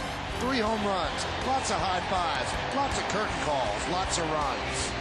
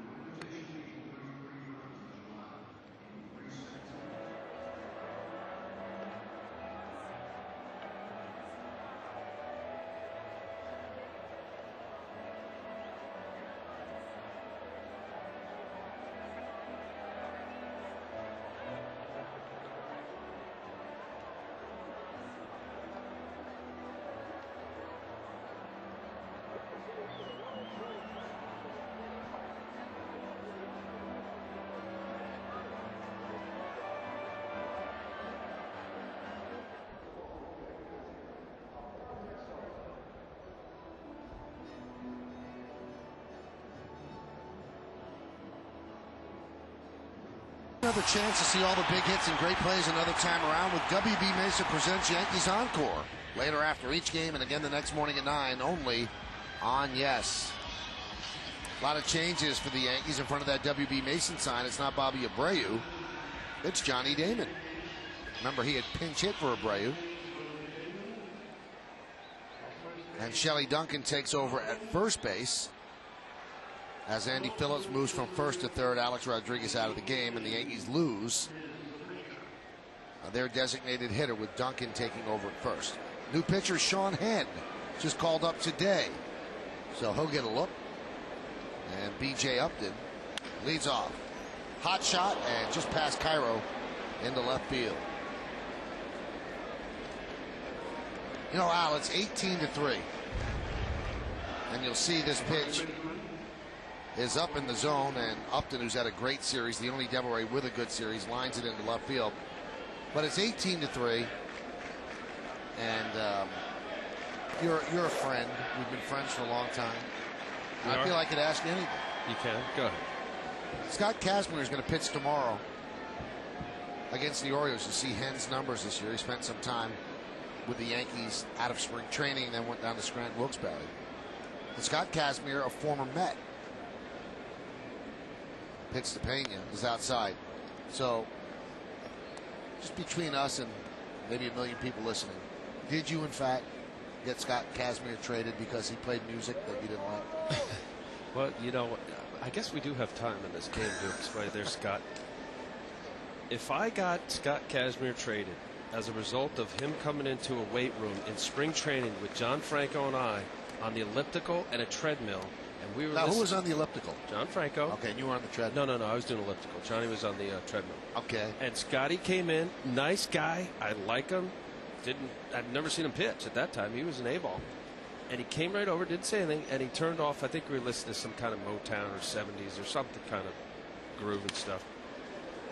Ground ball to second. Cano gets one and no return. And he flipped it off, put on, I think it was Eminem or some kind of present day music.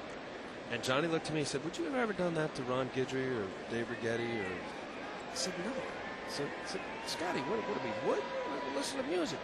So he went over and he flipped the music back on. That was it. That was the extent of it. I've never seen him pitch. Later, fast forward, the Met organization to have the nerve to include me in some circle of power that has made some overtures that I had say in a trade is not only foolish, pathetic, insulting to me, insulting to Scotty. And I had to answer that. I still have to answer to Mets fans. And if that was the impetus behind the trade because he changed music, well, then that's a real sad state of that organization. Delman Young fouls away. So you didn't march up to the GM and say, "I want this kid gone. He's got a bad attitude." How dare he? We were listening to Motown and he changed the music. Trade this young guy. He was the #1 pick to give him $1 million or plus. Out of high school from Texas. I'd never seen him pitch. And they traded him on the strength of Turn It On Eminem. And I had to answer this, and I'm answering it to you. The 0-2. So then I guess I shouldn't ask you if you also got Bobby Valentine fired. Tell you what, I had my best years with Bobby Valentine. Smart baseball guy. I loved having Bobby Valentine. Kazmir's looking over your shoulder right there. Not to make fun of it, because I had to deal with some ridiculous questions, and for somebody who really enjoyed playing for that franchise and then having to answer to something like that, and then nobody within the organization step up and say was upsetting, to say the least. Runner on first with one out. Glad we got that out of the way. Delman Young with a 1-2 count. High fly ball center field. Melky shades his eyes. And there's 2 away. But it is amazing, just to finish the point, how it is accepted that Bobby V's blood is on your hands and Franco's, and the Kazmir trade is on your hand and Franco's. It's accepted because, as you said, no one from the Mets has ever come out and denied it. Yeah, which is wrong, because it's not true. And I don't know. I guess that's how you get rid of a player that was good to you, that was popular, that did a good job, in order to get rid of him so that the fans don't continue to say, hey, what happened to him? You create enough storm for the fans to say, yeah, good riddance, clubhouse lawyer, gets people traded and fired. And maybe that's a good way of getting people that you actually had good employees and people like working for you, I guess. The 0-1 pitches outside, 1-1. Quick story. I know there's 2 outs. When I first got to the big leagues with the Yankees in the plane, there was a hierarchy. You couldn't sit in the back of the plane. That's where Gator and Mattingly and all the veteran guys, Tim Stoddard, Rigetti. I wasn't allowed to go to the bathroom in the back of the plane. I went to the bathroom in the front of the plane. Billy Martin was the manager, and it wasn't usually a fun time when you had to go past Billy in the first class. You, as a beat writer, once upon a time, beat writers were allowed to be on the charter. So I purposely would hold it in, because if you had a bad start on the road trip, I wouldn't go to the bathroom on the plane, because I'd have to walk Billy, and Billy would just say whatever. Right. And Gator, in good fun, Gator would turn around, and he knew what he was doing wrong. Go to the bathroom in the front. I mean, I think about how pathetic, if I were traded, because I bust through the back side of the plane. I went to the bathroom in the back of the plane, and I defied, the veteran rule of don't not go. I mean, something as silly as that, but. I understood the hierarchy and how veteran players treated younger players, and it was all in good fun, and I liked it. It was part of the game. It was part of the fraternity. The 2-2. I'm really concerned, though, in retrospect. You pitch poorly in New York, team goes to Seattle, and you hold it in for 6 hours. I can tell you there wasn't a whole lot of water or Coke or any other kind of beverage being consumed. I was just hoping that if it was a long flight, I hope that I pitched well enough so I could walk by Billy. Pitch is outside, and Wigington walks. So there's runners on first and second with 2 outs here in the 7th against Sean Henn. People don't see that side of it. I mean, we've seen it. There's a pecking order, and if you're the youngest pitcher, you have to carry the gum out to the bullpen. That's just the way it is, and it's part of the learning process. It's part of I guess, for lack of a better phrase, hazing, but nothing that desperate that goes on in colleges and stuff. Or September call-ups. You have a road trip, preferably if you could go cross borders to Canada and Toronto. You have the rookies dress up either in clown outfits or whatever, silly stuff. High fly ball down the right field line and out of play, and the rookies that refuse to do it, they're not embraced. And Jeff Kent didn't want to do it. I mean, there's just a lot of guys that refuse to do it. Who else? There was one other rookie with the Mets that wouldn't do it. Jorge, gosh, I shouldn't even know it. I was there. It was, I'll think of it. Yeah, he wouldn't do it. Yeah, and you're not going to get in a fist fight over the fact that the guy didn't want to put on a Bugs Bunny outfit or something silly as it was. But it definitely does go deep in a clubhouse when a guy doesn't want to play along, because it's all in good fun. And you're not the first guy, and you won't be the last. And the 0-1. 0-2.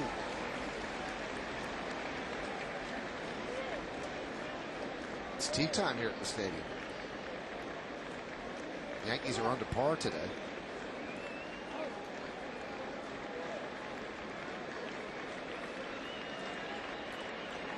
Sean Henn called up today to give the Yankees another arm in the bullpen. Perfect opportunity to use it. The 0-2.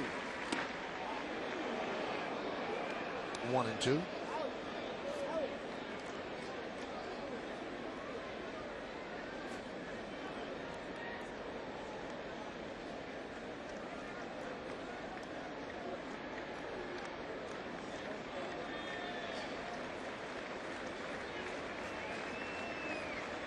And the pitch.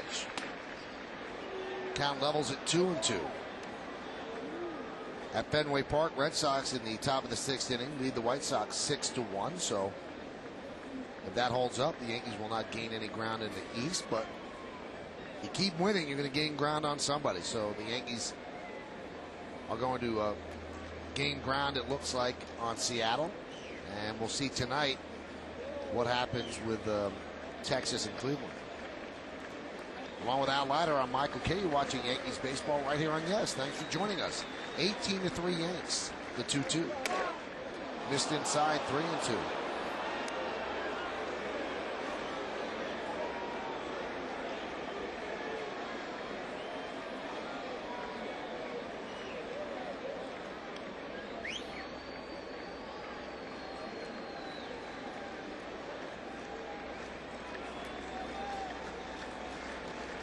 Runners go.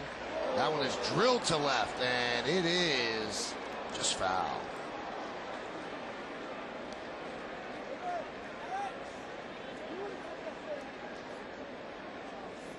So you don't like Eminem?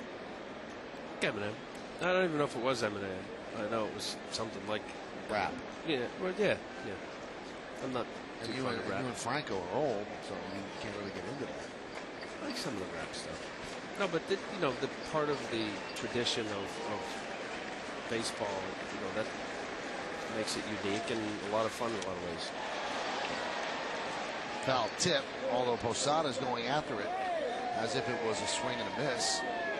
But the home plate umpire, Wally Bell, said foul tip.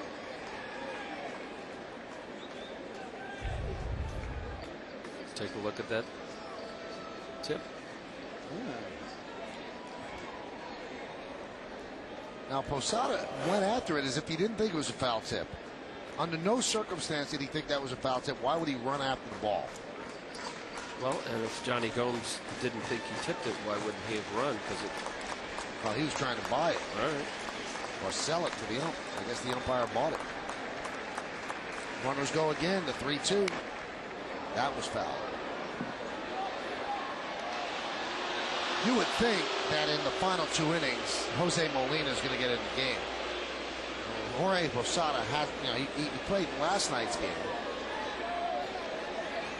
Actually played the day portion, right? And also played Friday's game. So he played 3 days in a row. And you would think that in the final 2 innings he would get a little bit of a rest. 3-2. Swing and a miss. He struck him out. High fastball. No runs a hit, no errors, and 2 men left on base. The end of 6.5 innings of play. It's time for the 7th inning stretch. Yankees lead 18-3. Stay where you are. We're going to honor America here in the Bronx by listening to the voice of Yankee Stadium, Mr. Bob Shepard.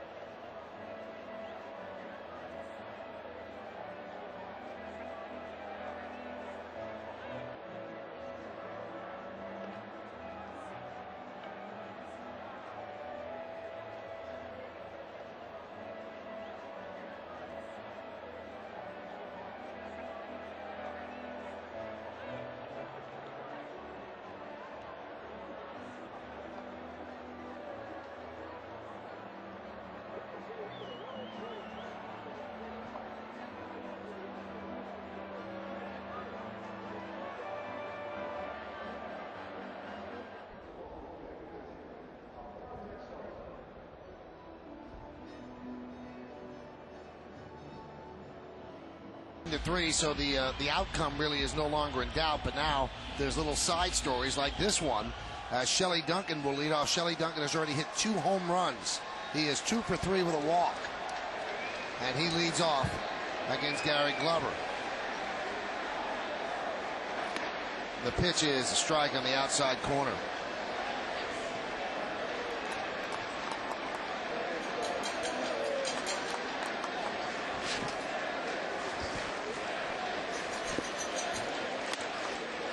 Chime inside 1-1. As time goes by, scouts are in the stands.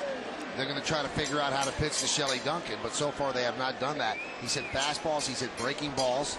He's done a nice job. He has 3 home runs and 7 ribbies. He came up on Friday, hitting .364. So you can see this time they're trying to pound him in with hard stuff, and the count 2-1. In the minors, he hit .295, 25 homers, 79 ribbies. That was in AAA Scranton Wilkes-Barre.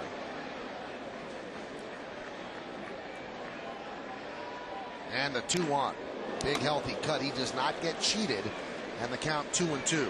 Home run in the 4th inning. And then a home run in the 6th inning. Well, after that fastball, Ed Michael, that was a slider that was hanging right over the plate. He took a nice swing at that. He just missed that. Every time you see a ball that's fouled straight back, it's just the timing was right. They're just a little underneath it.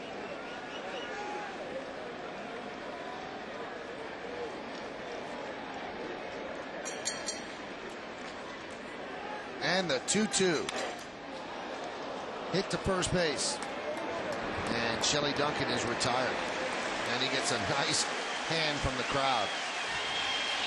More than a nice hand.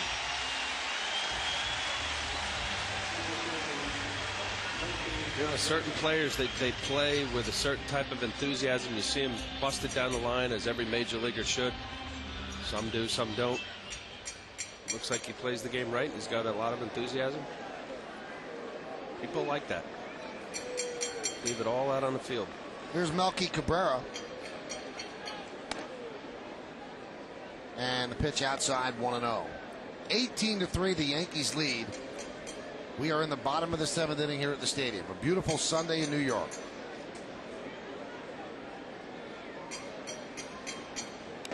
And that got Cabrera. And he is not happy. So he will take first, hit by a pitch.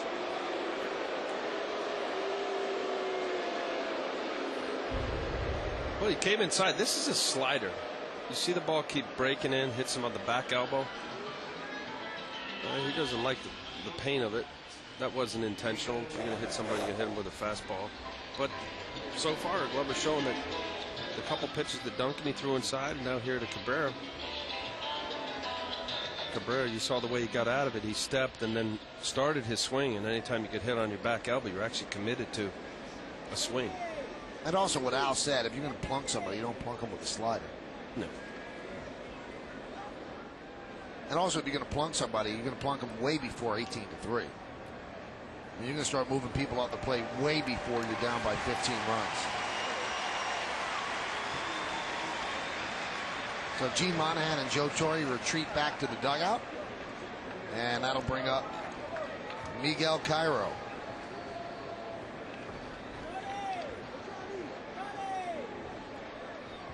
Well, it says double there, so I guess they gave a double his last time rather than the E7 on Gomes. I find that a bit hard to believe, but that's what's on the scoreboard as well. The ball was hit right to Gomes and popped out of his glove in left field, but they gave Cairo a double, so Cairo's got to be happy about that.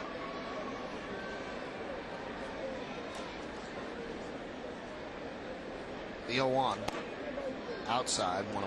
We were talking about it earlier in this series about how some stadiums in some cities are so blatant with their official score with home field advantage. Certainly that was a home field advantage scoring, I would think. Absolutely, and in New York they're just not. They're really down the middle, to give them credit.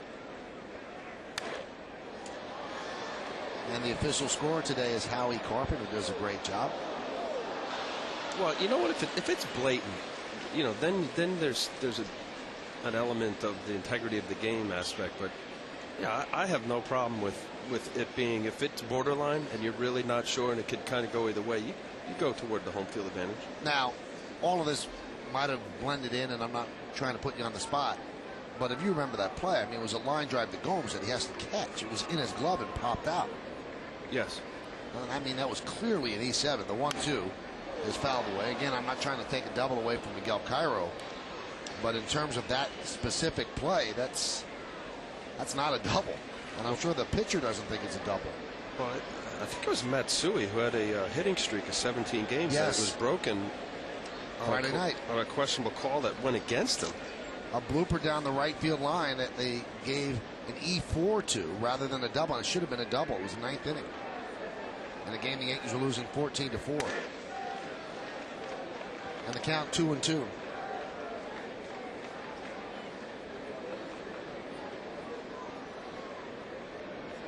That stood, right? They didn't change it after? No, it stood. And the official scorer was they tried to talk him out of it. He refused to change it. Swing and a miss, and Cairo down on strikes, 2-away, and that'll bring up Johnny Damon.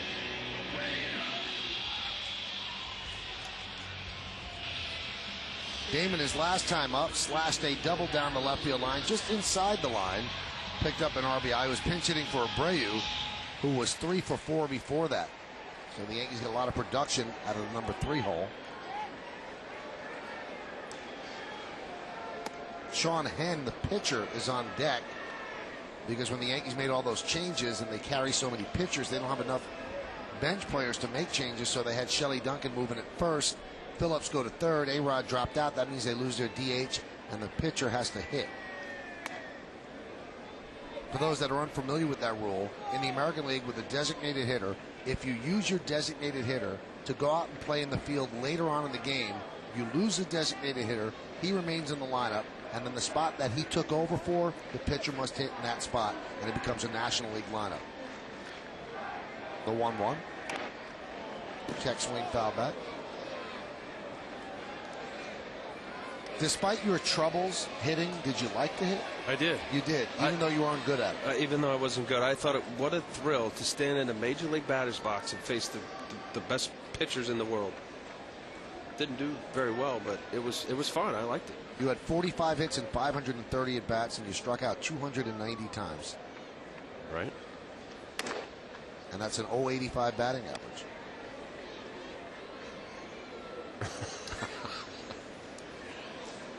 Trying to call it something. Blind squirrel finds a nut. Some silver lining, but you actually got a hit in the World Series. I got ripped off on a hit against Andy Pettit. I bunted. They gave it an error. 2-2. But didn't you get a hit when you were with Toronto against Philly? My first at bat ever was in Game 3 of the World Series in Philadelphia, because I was with the Yankees and then Toronto. Spring training at bats. And I forgot I didn't even know I was up. I came in relief of Todd Stottlemyre, and I was wearing John Olerud's helmet. I took Ed Sprague's bat, and first pitch from Roger Mason, double down the left field line. All downhill from there. Did you drive in a run with that? I think Henderson was on. He was. Yeah. Ricky Henderson. Right. Runner goes, 3-2, foul back. Were you afraid at the plate? I think I was. Yeah? Because you would bail a little bit. I didn't bail. I stepped toward the pitcher, and it was just, as a pitcher, you know, your delivery, you're going toward home plate. So all your energy is to go toward home plate. And as a hitter, you know, the balance thing and staying back, you know, I just couldn't do it. I just didn't understand it. I couldn't do it. 3-2. Strike 3. Damon down looking. That'll do it in the 7th inning for the Yankees. No runs, no hits, no errors, and one man left. Let's take this to the 8th inning at the stadium. Yankees 18, Tampa Bay 3.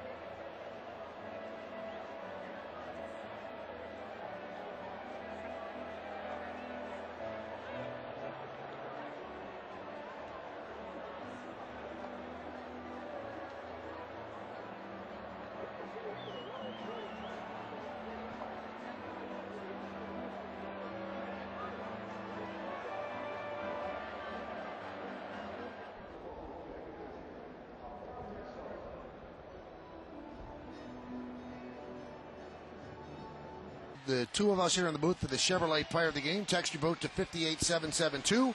Or for more information, visit ChevyOffers.com. You can vote right up until the end of the game. Vote now and make your voice heard. Today's candidates are Bobby Abreu, Alex Rodriguez, Hideki Matsui, and Shelly Duncan. Standard text messaging rates apply. We go to the 8th. Sean Henn still in there. And Navarro leads off. There's a strike. 18, 22, and 0. Beating 3, 9, and 2.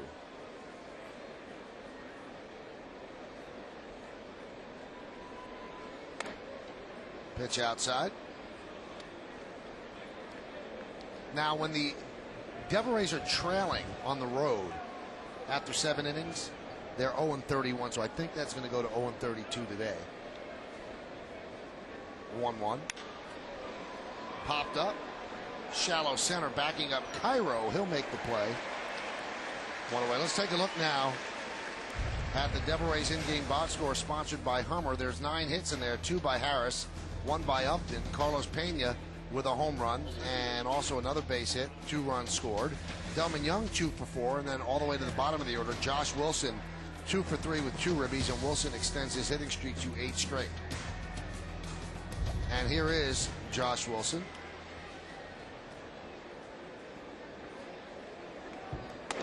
So Andy Pettit will finally even his record. He'll be 6-6. And if Sean Henn actually pitches the full 3 innings, he'll pick up a save.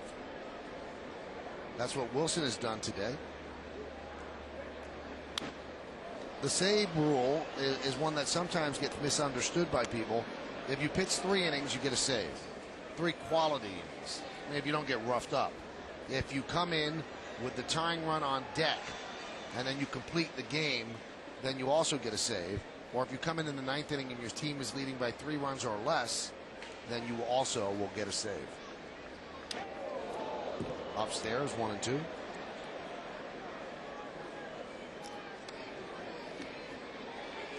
Watching the Yankeeography on Sparky Lyle. He's happy for the present day reliever. You know, his feeling is that he was a guy that kind of transformed the whole starter reliever mentality. He was a guy that predominantly threw only a slider. Wilson down on strikes. But for you to describe how you get a save, and then those guys having, as he described, it was a good piece on the Yankeeography that they'd come in for the starting pitcher and Ron Guidry, whomever, and they're in trouble. He said that we never came in with nobody on, and Right. the starter was in trouble in the 7th inning. It's 1st and 2nd, 2nd and 3rd, nobody out, and that was the reason why they brought the closer, and that was really the inception of the closer. Him, Raleigh Fingers, Mike Marshall from the Dodgers. It was really Tony La Russa with the A's that kind of defined what relievers do now. He used Dennis Eckersley for 1 inning, and he also mixed and matched 7th, 8th, 9th inning. Had a 7th inning guy, 8th inning guy, lefty, righty, and the length of games. Some people say a lot of it's to do with Tony La Russa, the way he used the bullpen. So there's a base hit for Iwamura, and you always talk to Goose Gossage, and I would think that next year Gossage is going to make the Hall of Fame. He came really close this season, but he says if you compare what we did, and he has the utmost respect for Mariano Rivera. He said, and then you compare what we did to what Mariano does or what Eckersley did, there's no comparison. He said, I would come in and sometimes pitch 3 1/3 innings to get a save. He said, then I have to pitch the next day as well. He said, if I had to just pitch 1 inning and get a save, I'd have a lot more saves too.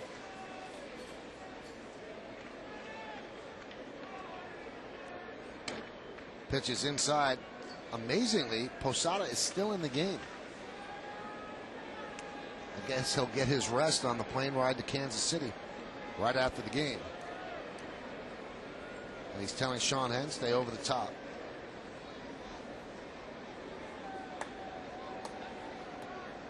Al, explain in simplest terms, why did they say that? Why does a pitcher have to stay over the top? Well, if you get underneath, a couple of things. You get underneath, the ball is exposed a little sooner. When you say underneath, what underneath, do you your hand to the side of the ball. You drop down a little bit, 3/4. Your hand's on the top of the ball. But your best pitch or your throw is when you're through the pitch, and that's with your hand on top, and you finish. And by finishing, you're going to have a truer pitch, whether even on sinkers or sliders. With your hand on top and you finish through the ball, you get better trajectory. The plane is better. you're using your body more than just your arm. If you leak out, your body leaks out, and your hand is off to the side, it's all arm, and you're throwing the ball from behind your head instead of out in front of your face. And that makes the ball flatter? Yes. You want downward. Sean Henn is a tall man. You want to utilize that with a 10, 12-inch mound to get on top, get your hand up in position, and finish. Now, why does a pitcher drop his arm? Is it just fatigue? Because the natural motion of the arm is that's why people that go submarine, they don't hurt their arm? Fatigue is one. Mostly you don't allow your body to be in position so that your arm is where it needs to be. Meaning, you rush. You see a big, quick leg kick, the body goes out in front, and you never got the arm up in position. Your arm drags, and you get underneath it. 2-2. Swing and a miss as Harris goes down on strikes. No runs, a hit, no errors, and one man left on base. We go to the bottom of the 8th inning at Yankee Stadium in the Bronx. Yankees beating up on Tampa Bay 18-3. You're watching Yes.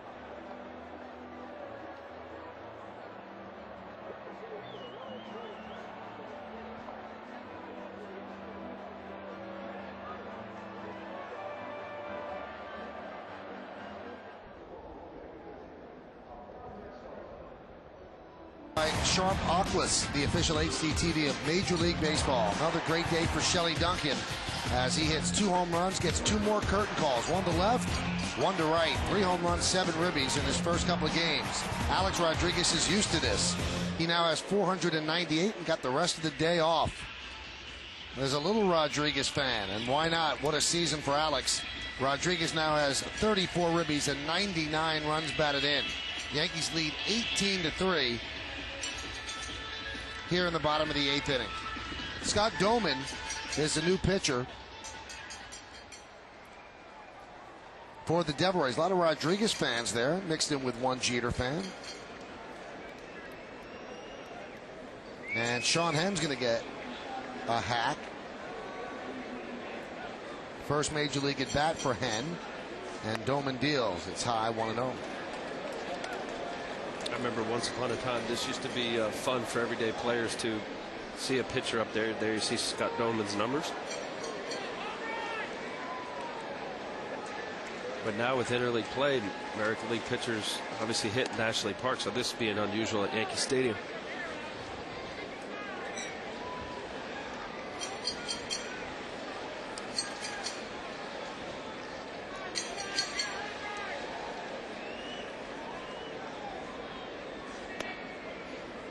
There's a strike, count 1-2. I guess the last thing a pitcher wants to do is give up a hit to a pitcher. How far he is away from home plate, there's no chance he can hit this ball right here.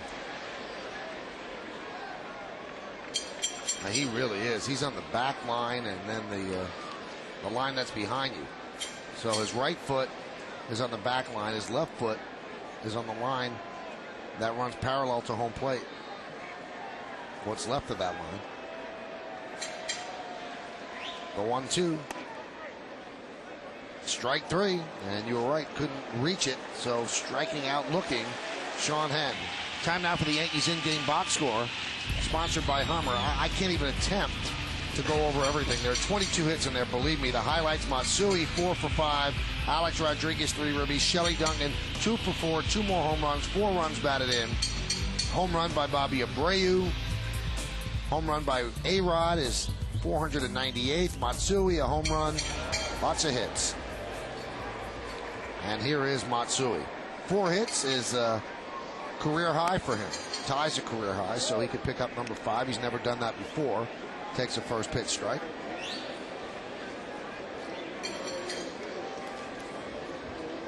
Been on base 5 times. The time he made out, reached on a fielder's choice.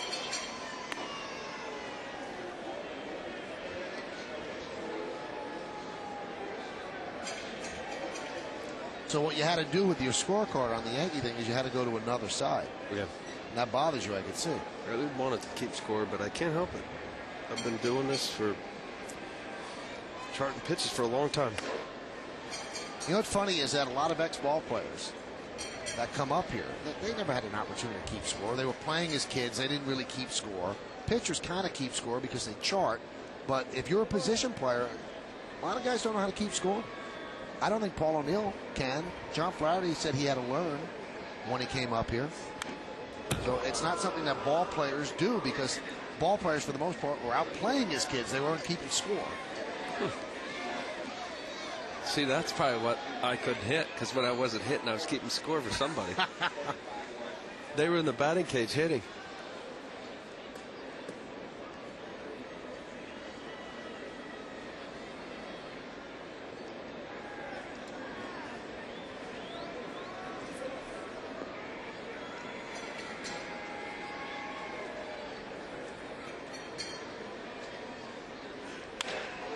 How about that? First time in his career, a 5-hit game for Matsui.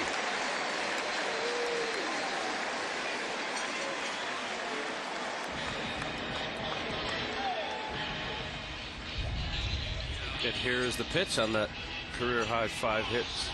Slider going down and in, head down. I mean, all of these swings today for the Yankees. See his eyes looking right down in the barrel of the bat. Nobody really tried. As believe it or not, for as many home runs bidden today with the Yankees, they've really put good swings on it. Almost looking at kind of a gap-to-gap kind of mentality. 23 hits for the Yankees. Here's Posada. He's had 3 of them. And there's a strike.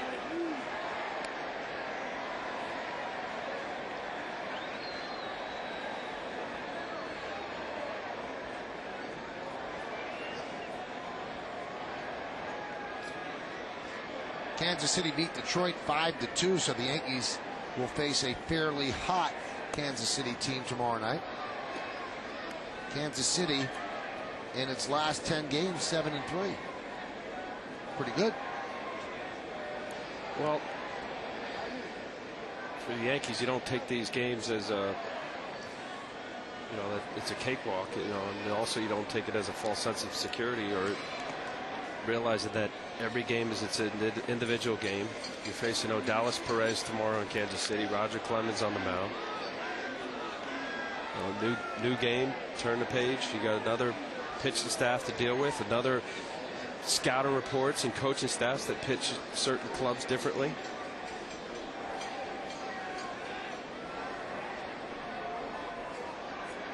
The 2-1 popped up left side, but that'll be out of play.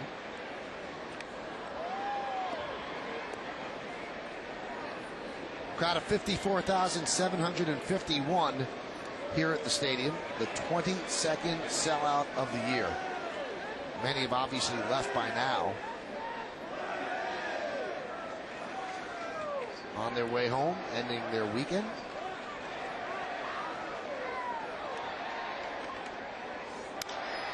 For those that couldn't make it out to the game, we thank you for spending part of your Sunday with us. I'm Michael Kay. Al Leiter's alongside, and you're watching Yankees baseball right here on the Yes Network. 18-23-0 for the Yanks, 3-10-2 for Tampa Bay.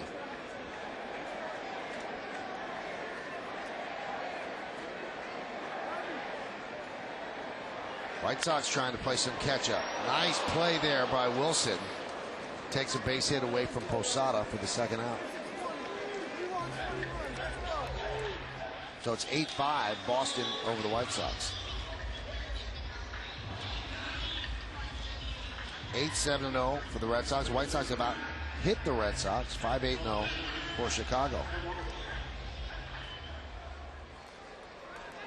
White Sox have the bases loaded with 2 outs in the 7th. Now the Red Sox bullpen, which has been such an important part of their success, comes into play. Cano hits one deep to right. There it goes. See ya! 2-run home run. Robinson Cano. And the Yankees lead 20-3.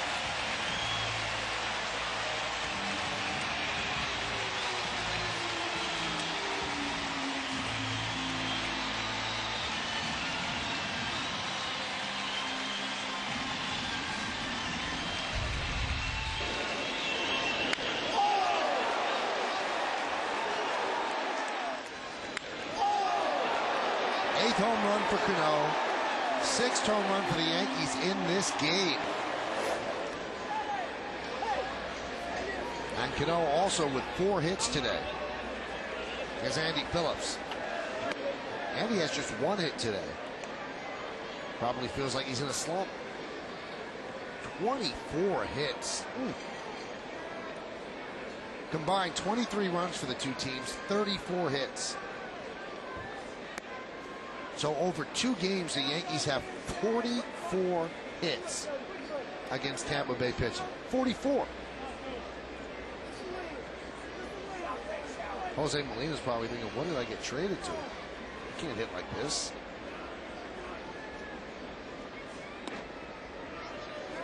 I'm trying to think as I sit here of the 23 years I played professionally. I don't ever remember seeing a game so lopsided and so much production on one team, in uniform or even as a fan. This has been an unbelievable offensive day for the Yankees. 62 hits over the weekend for the Yankees. 48 runs over the weekend for the Yankees.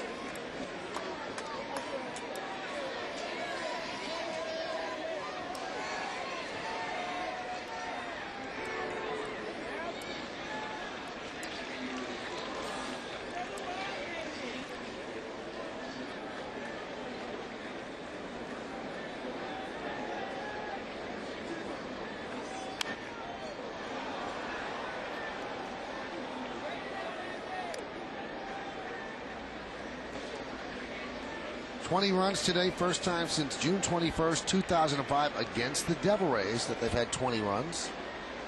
Last time they had 6 home runs in a game, also in 05, July 20th at Texas.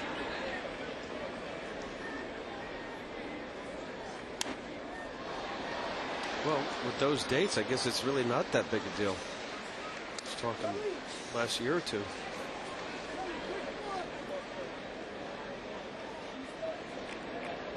So many good at bats. And you were on the team by then. When was this? July 05. July 20th of 05. You were there, right? Yeah. The 1-2. Very slow recall for Al. Where was I? 20 runs? They scored 20 runs against Texas? Oh, yeah. 6 home runs. 6 home runs. Okay, all right. I bet there are a lot of solos there. That wasn't 20 runs. I didn't well, remember in 05, but what was the 05 date that we had on the graphic? Was that May? Because he wasn't there then. June 20. See, I remembered 6 home runs. Well, no. 6 home runs, you were there. Oh. The 20 runs, you might not have been. June what? Kevin Smallman, our producer? June 21st. Were you on the Yankees? No. By June 21st? July 8th. July 8th. July 15th, I pitched. That was against the Red Sox, right? Yes. Sunday night. Yes. Big game.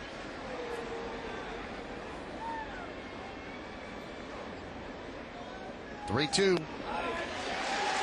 And Phillips works a walk, and that gets Shelly Duncan another at bat. Crowd seems like it has a new favorite.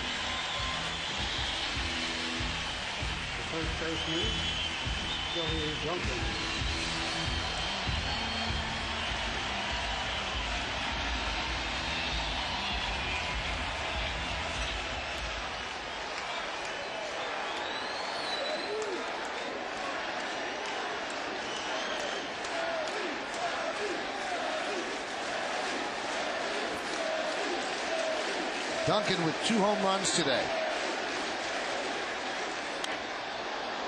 Popped up behind the plate and out of play.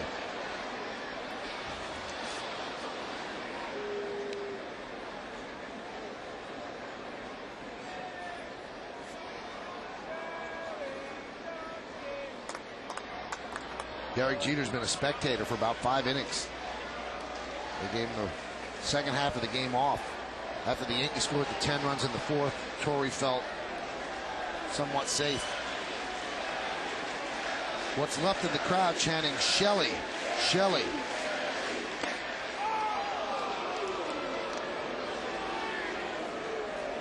I think it's safe to say that Yankee Stadium opened in 1923. That no crowd at Yankee Stadium has ever chanted Shelley. So this is a first here in the Bronx. The 0-2 missed outside, 1-2.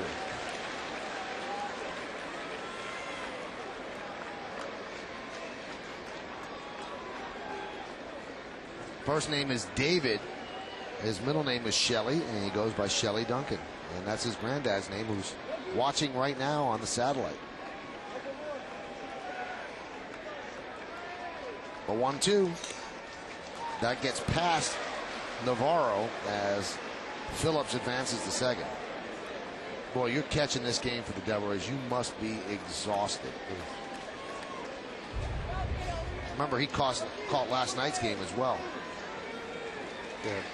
Well, that's a sign of being tired right there.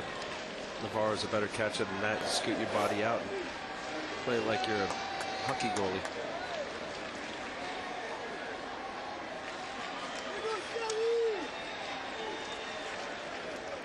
How many pitches have they thrown, do you think? You have it right there. Well, no, their pitch count I stopped. They scored that a pass ball, not a wild pitch. The official scorer saw that Navarro did not go after it the way he should have. It's hard to blame him. I mean, you don't condone laziness, but that's not laziness. He's probably just physically exhausted. He caught yesterday's second game when the Yankees scored 17 runs. And now this. The 2-2. The count 3-2.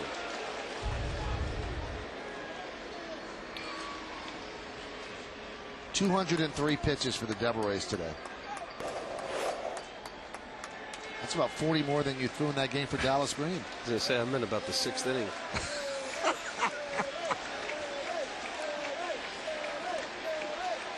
The 3-2. He walked him. So Duncan walks for the second time today. You know, in its own way, Al, that shows me something. You know, this kid probably wants to hit a 3rd home run, and he had the discipline to not chase out of the zone and take the walk. Well, that ball, too, Michael, was about 2 feet outside. Yeah, but not the other one. One of the balls was close. Yeah, he's got the right mind. This guy grew up around baseball. Even his answer the first night he got his first home run, he said, well, you know, Andy Phillips had a great at bat that, you know, that allowed that, you know, set that up. You know, he knows as a team, he knows what everybody's trying to do. Cabrera slices one down the left field line. It's a foul ball. Not much room down there to be foul, but it was.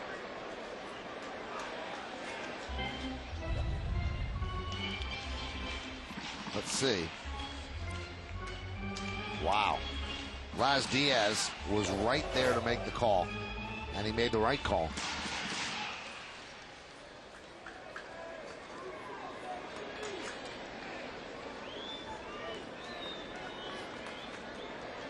Going to be close to a 4-hour game when it's done. We're in the bottom of the 8th inning.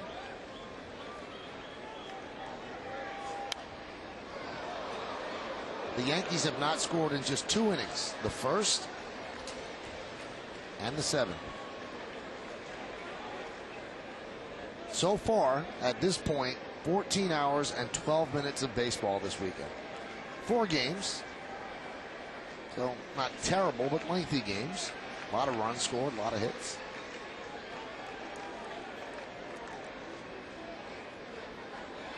The 0-2 upstairs, 1-2.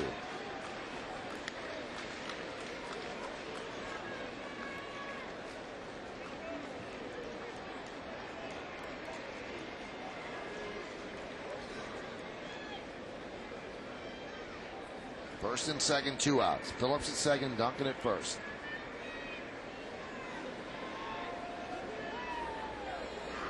And the 1-2 pitch. Line drive, center field, a base hit. Andy Phillips is going to come home. Here's the throw from Upton. It's cut off. An RBI single for Cabrera. And the Yankees lead 21-3. Al, you talk about all your years in baseball. Have you ever seen outfielders play deeper than Tampa Bay? No, you know, B.J. Upton is a shortstop, or was a shortstop, but he's so deep. And the Yankees, this is way in center field, folks. And any ball that like this, a base hit, Andy Phillips, it's like he's got a little hobble to him. The center fielder can't get to the ball soon enough. I mean, if there's one thing, just looking from up here, maybe the vantage point from the dugout, they don't see it, but you got to move the center fielder in. I saw the last couple innings, Delman Young, he's moved in a little bit, but. There's Cairo. There's so much real estate, Al, in front of the outfielders. It's amazing. And this has been the whole series, and that was a perfect example. You have what I call a yellow rudder, red light, yellow, green in Andy Phillips at second base. You got a base hit up the middle. There's a lot of room here for the base hit. He's got to run a lot of ground to get the ball. He's got a good arm, B.J. Upton, and then make a strong throw to throw out a runner from second base to home plate. Normally, there's dead grass area. This is where most of the center fielders play, about that depth. If the ball is over his head, it's so a home what? run. It's either a home run or, the pitcher made a mistake. Move up. You may even be able to catch a little blooper. Boy, Al, I agree. I mean, what they're defending against right now is a ball they can't catch. The only thing that's going to go over their head is a home run. This is very close to the warning track, and this is about as deep as I've ever seen a center fielder play at Yankee Stadium. And this is for Miguel Cairo. It's not as if Alex Rodriguez is up. And every time you talk to pitchers, they want their outfielders in, and they'll tell the outfielders, if any ball gets hit over your head, it's my fault. I made the mistake. It surprises me because Joe Madden, the manager of Tampa Bay, he's a great baseball man, wonderful person. Why, he's very particular on spray charts. I don't know why the outfield coaches and just keep on waving the towel and say, move in, move in. I'm sure he feels uncomfortable. A lot of outfielders, especially if they're not accustomed to playing out there, they just don't feel good about going back on the ball. But Upton's played enough games in center field that he should feel pretty comfortable at this point. And also, you got to tell him to move in. You got Shelley Duncan at second base. Assume there's a base hit up the middle here. By all rights, if he was in position, B.J. Upton, and Larry Bowa waves home Shelley Duncan, it's almost going to be impossible for him to run to get to the ball and make a good throw, even with the speed of Shelley Duncan. The 2-2. And you know what's amazing, too? They're so deep, Al, that they're not guarding against the ball in the gap, because even if they cut it off before it gets to the wall, the runner is going to get to second on the double because you're fielding it too deep. Which is what the Yankee hitters were doing. This whole series, if you remember, there were some balls in the gap, normal, benign-looking base hits, that Cabrera went to second base aggressively. Cano tried to go to second base and got thrown out, but this is the kind of aggressive base running that happens out of the box, and they're taking advantage of this. And it's not because of bad arms. They have very good arms, Delman Young, B.J. Upton. I mean, it's a small nuance of a game now 21-3, and whether there would have been some effect in this game as to whether the Yankees would have been able to score less runs or they would have held the Yankees to less runs. But these are things, especially a team like Tampa Bay's got to be very particular about in order to win games. Runner goes, and the ball is swung on and missed by Cairo, and that will do it. But the Yankees get 3 runs on 3 hits, no errors, and 2 men left. At the end of 8, Yankees with 3 touchdowns, Tampa Bay with a field goal.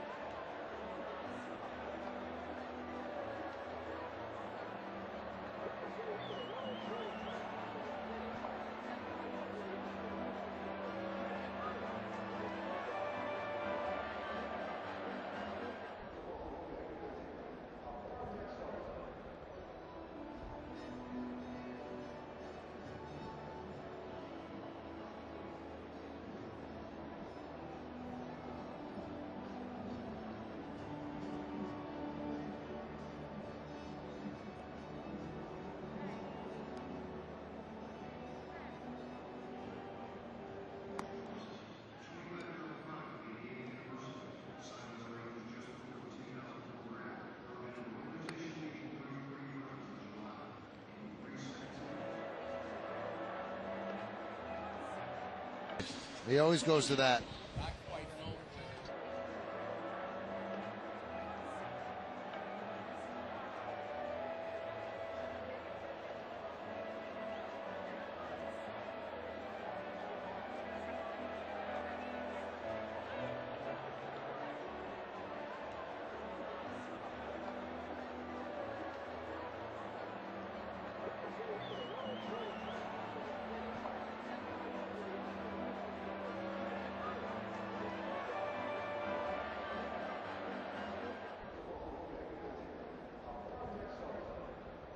Yankees coverage doesn't end with the final pitch. Oh no, stay tuned for the Nissan postgame with Bob Lorenz to get a recap of all the key plays from this finale with the Devil Rays, as well as highlights from around the league. Plus, Kimberly Jones has the inside scoop from the clubhouse. The Nissan postgame, it's coverage you won't get anywhere else, and it's only on Yes.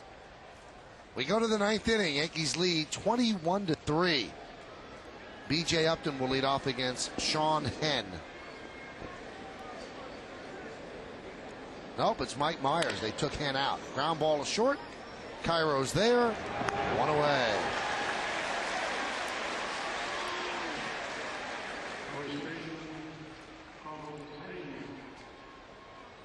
Today, Major League Baseball, I guess it was yesterday, had the second largest attendance day in the history of the sport. What was the attendance? I'm getting that right now.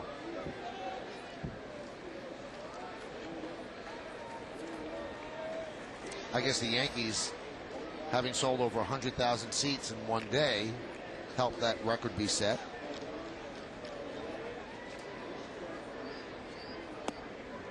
Pitch to Pena's low.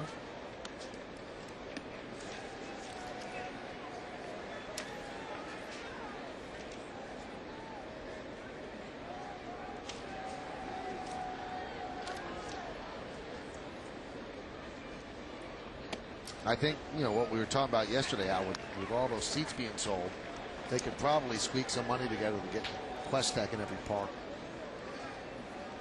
Yeah, I think I did say it's an affordability issue. I think, I mean, of course they could afford it, but I think it's, manning it and I don't know. They should. I agree with you. All right, the number, Al, was 639,528. Well, speaking of Quest Tech, Wally Bell behind home plate, there was a couple pitches here late in the game here that he could have called strikes that would not have bothered the Yankee hitters based on the score, of course.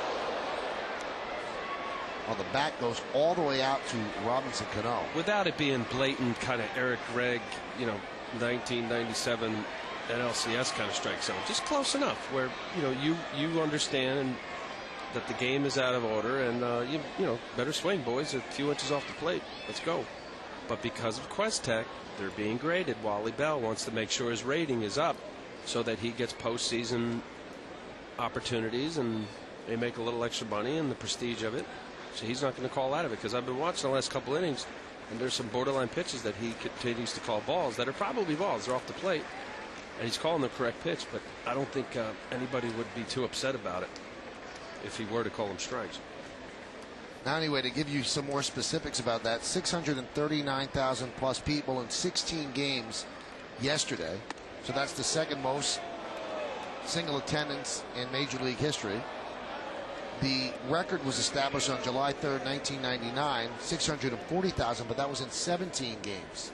So yesterday was the highest average per game in the history of Major League Baseball. And attendance for the game is up 4.7% over this time last year. And last year, 75 million through Major League turnstiles, another 40 plus million in minor league cities. Pena with a high fly ball to right field. Damon is there. One other thing about baseball, Al, the popularity is very high. The attendance is great. And this is a great time for the sport to seize more popularity, especially with what's going on in the NBA with the official scandal and with all the arrests going on in football. Those kind of things don't happen with that kind of regularity in baseball, and baseball might be able to sell that aspect as well. There's Delman Young. maybe people will look at it as more of a wholesome entertainment. I don't know. I love football and basketball, don't get me wrong, but this could be something for Major League Baseball to seize upon and say, hey, look what we have, and look at the players we have. You know, they have their problems as well with the steroid allegations and things like that, but you know, compared to the allegations against Michael Vick and the official in the NBA, you know, I think that's the third worst. Well, there's no question baseball as a whole has been held at a higher standard, every facet, and they know that. And fans are showing it by coming out in droves. What's left of the crowd here at the stadium? Most of them on their feet. Delman Young with an 0-2 count against Mike Myers. Yankees lead 21-3. Myers deals. Foul back. Look at what the Yankees have done in this series. Burning in the Bronx indeed. 404 average, 49 runs scored, 63 hits. They've hit 11 home runs, and they've had 4 innings of 5 or more runs. And that's thrown in there with a game that they lost 14-4. The 0-2. Driven out to deep right center field, giving chase Johnny Damon on the run. He's on the track. He'll have to play it off the wall. And Delman Young will be at second with a double. Third hit of the game for Delman Young.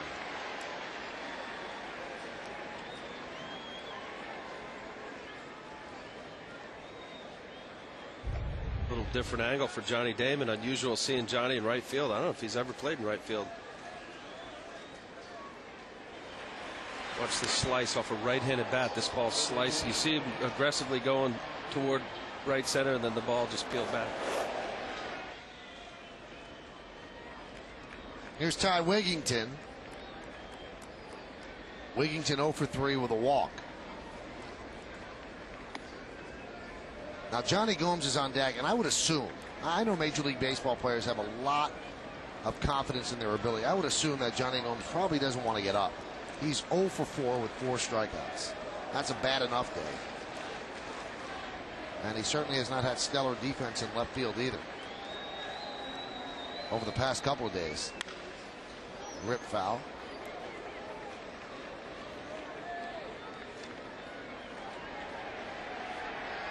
Or maybe he wants to get up so he can end the day on a better note and risk that 5th strikeout.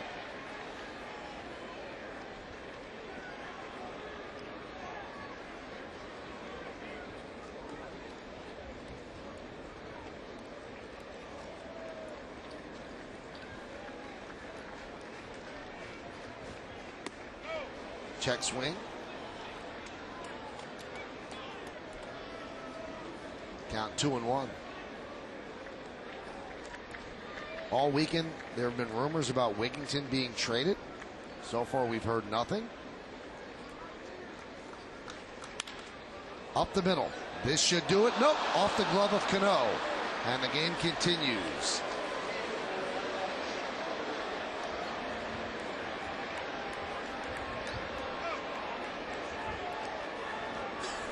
Robinson Cano has been playing flawless defense, so an error there on Cano.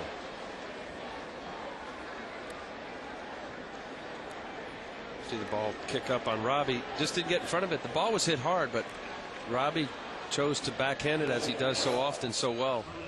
And you saw that last hop kick up on his heel. He had gone 56 games without an error for Cano, and he has really played a flawless second base. Here's Johnny Gomes. And the pitch is outside 1-0. As we mentioned, 4 strikeouts for Gomes.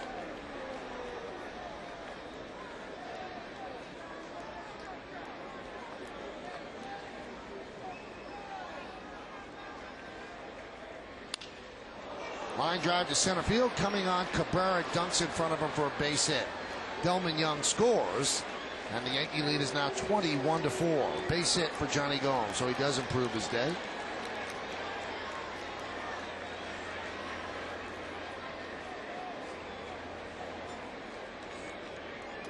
But that's an unearned run because the E4 would have been the final out of the game, and it will not affect Mike Myers' ERA. Here's Deanna Navarro. It looked like it was going to be a great weekend for him on Friday. He had a grand slam, but A long day finishing it off here for the Devil Rays catcher. There's a strike.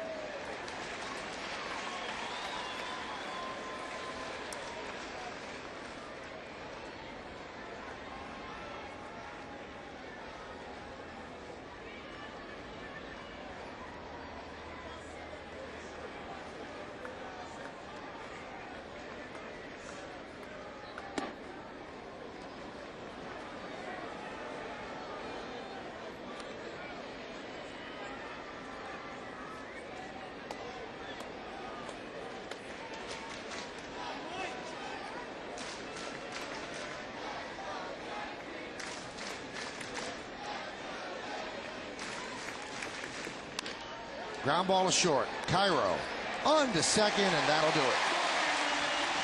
The Yankees win 21-4. Another big day for Shelley Duncan. 2 more home runs for the rookie. And overall, a big game for the Yankees. 14 hours and 29 minutes of baseball turn into 3 wins for the Yankees, 1 for the Devil Rays. Today, 6 home runs from the Bronx Bombers, 25 hits, 21 runs, and the Yankees beat Tampa Bay 21-4. Andy Pettitte will get the victory. So in this homestand, the Yankees with 6 wins and 2 losses. Big day for Robinson Cano. Big day for Hideki Matsui. Big day for mostly everybody in the Yankee lineup. And you have to have a big day from the entire lineup to ring up 25 hits and 21 runs. Just an amazing offensive outburst by the Bronx Bombers, and they now go to Kansas City feeling very good about things. They scored 17 runs last night, 21 runs today, so in their last 2 games, 38 runs scored as they peeled off 3 in a row against the Devil Rays. And it's time again for another edition of the Kim and Shelley Show. Kim? Thank you, Michael. We do meet again, Shelley. Do you feel like you're living a dream? Just trying to keep things as simple as possible and, doing my job out there. 3 home runs in 3 games, though. It's not supposed to be this easy. I don't even step back and look at it like that. I really don't. We're out here trying to win ball games, and you can tell by the bats everybody's taking up and down the lineup that we're trying to get locked in and go out there and play hard and win some games. 2 more curtain calls. The fans love you. It looked like you looked to Don Mattingly to see if it was okay to take those curtain calls. I'm new here. I don't really know what you're supposed to do with some things. We'll see. Well, you are supposed to celebrate with your teammates, and they all seem to love it. But what was going on with Andy Phillips, who came at you with the towel and hand back? I was a little careful that time, and Andy was reminding me, hey, he's up. So, it was fun. Well, you're staying so humble about this, but listen.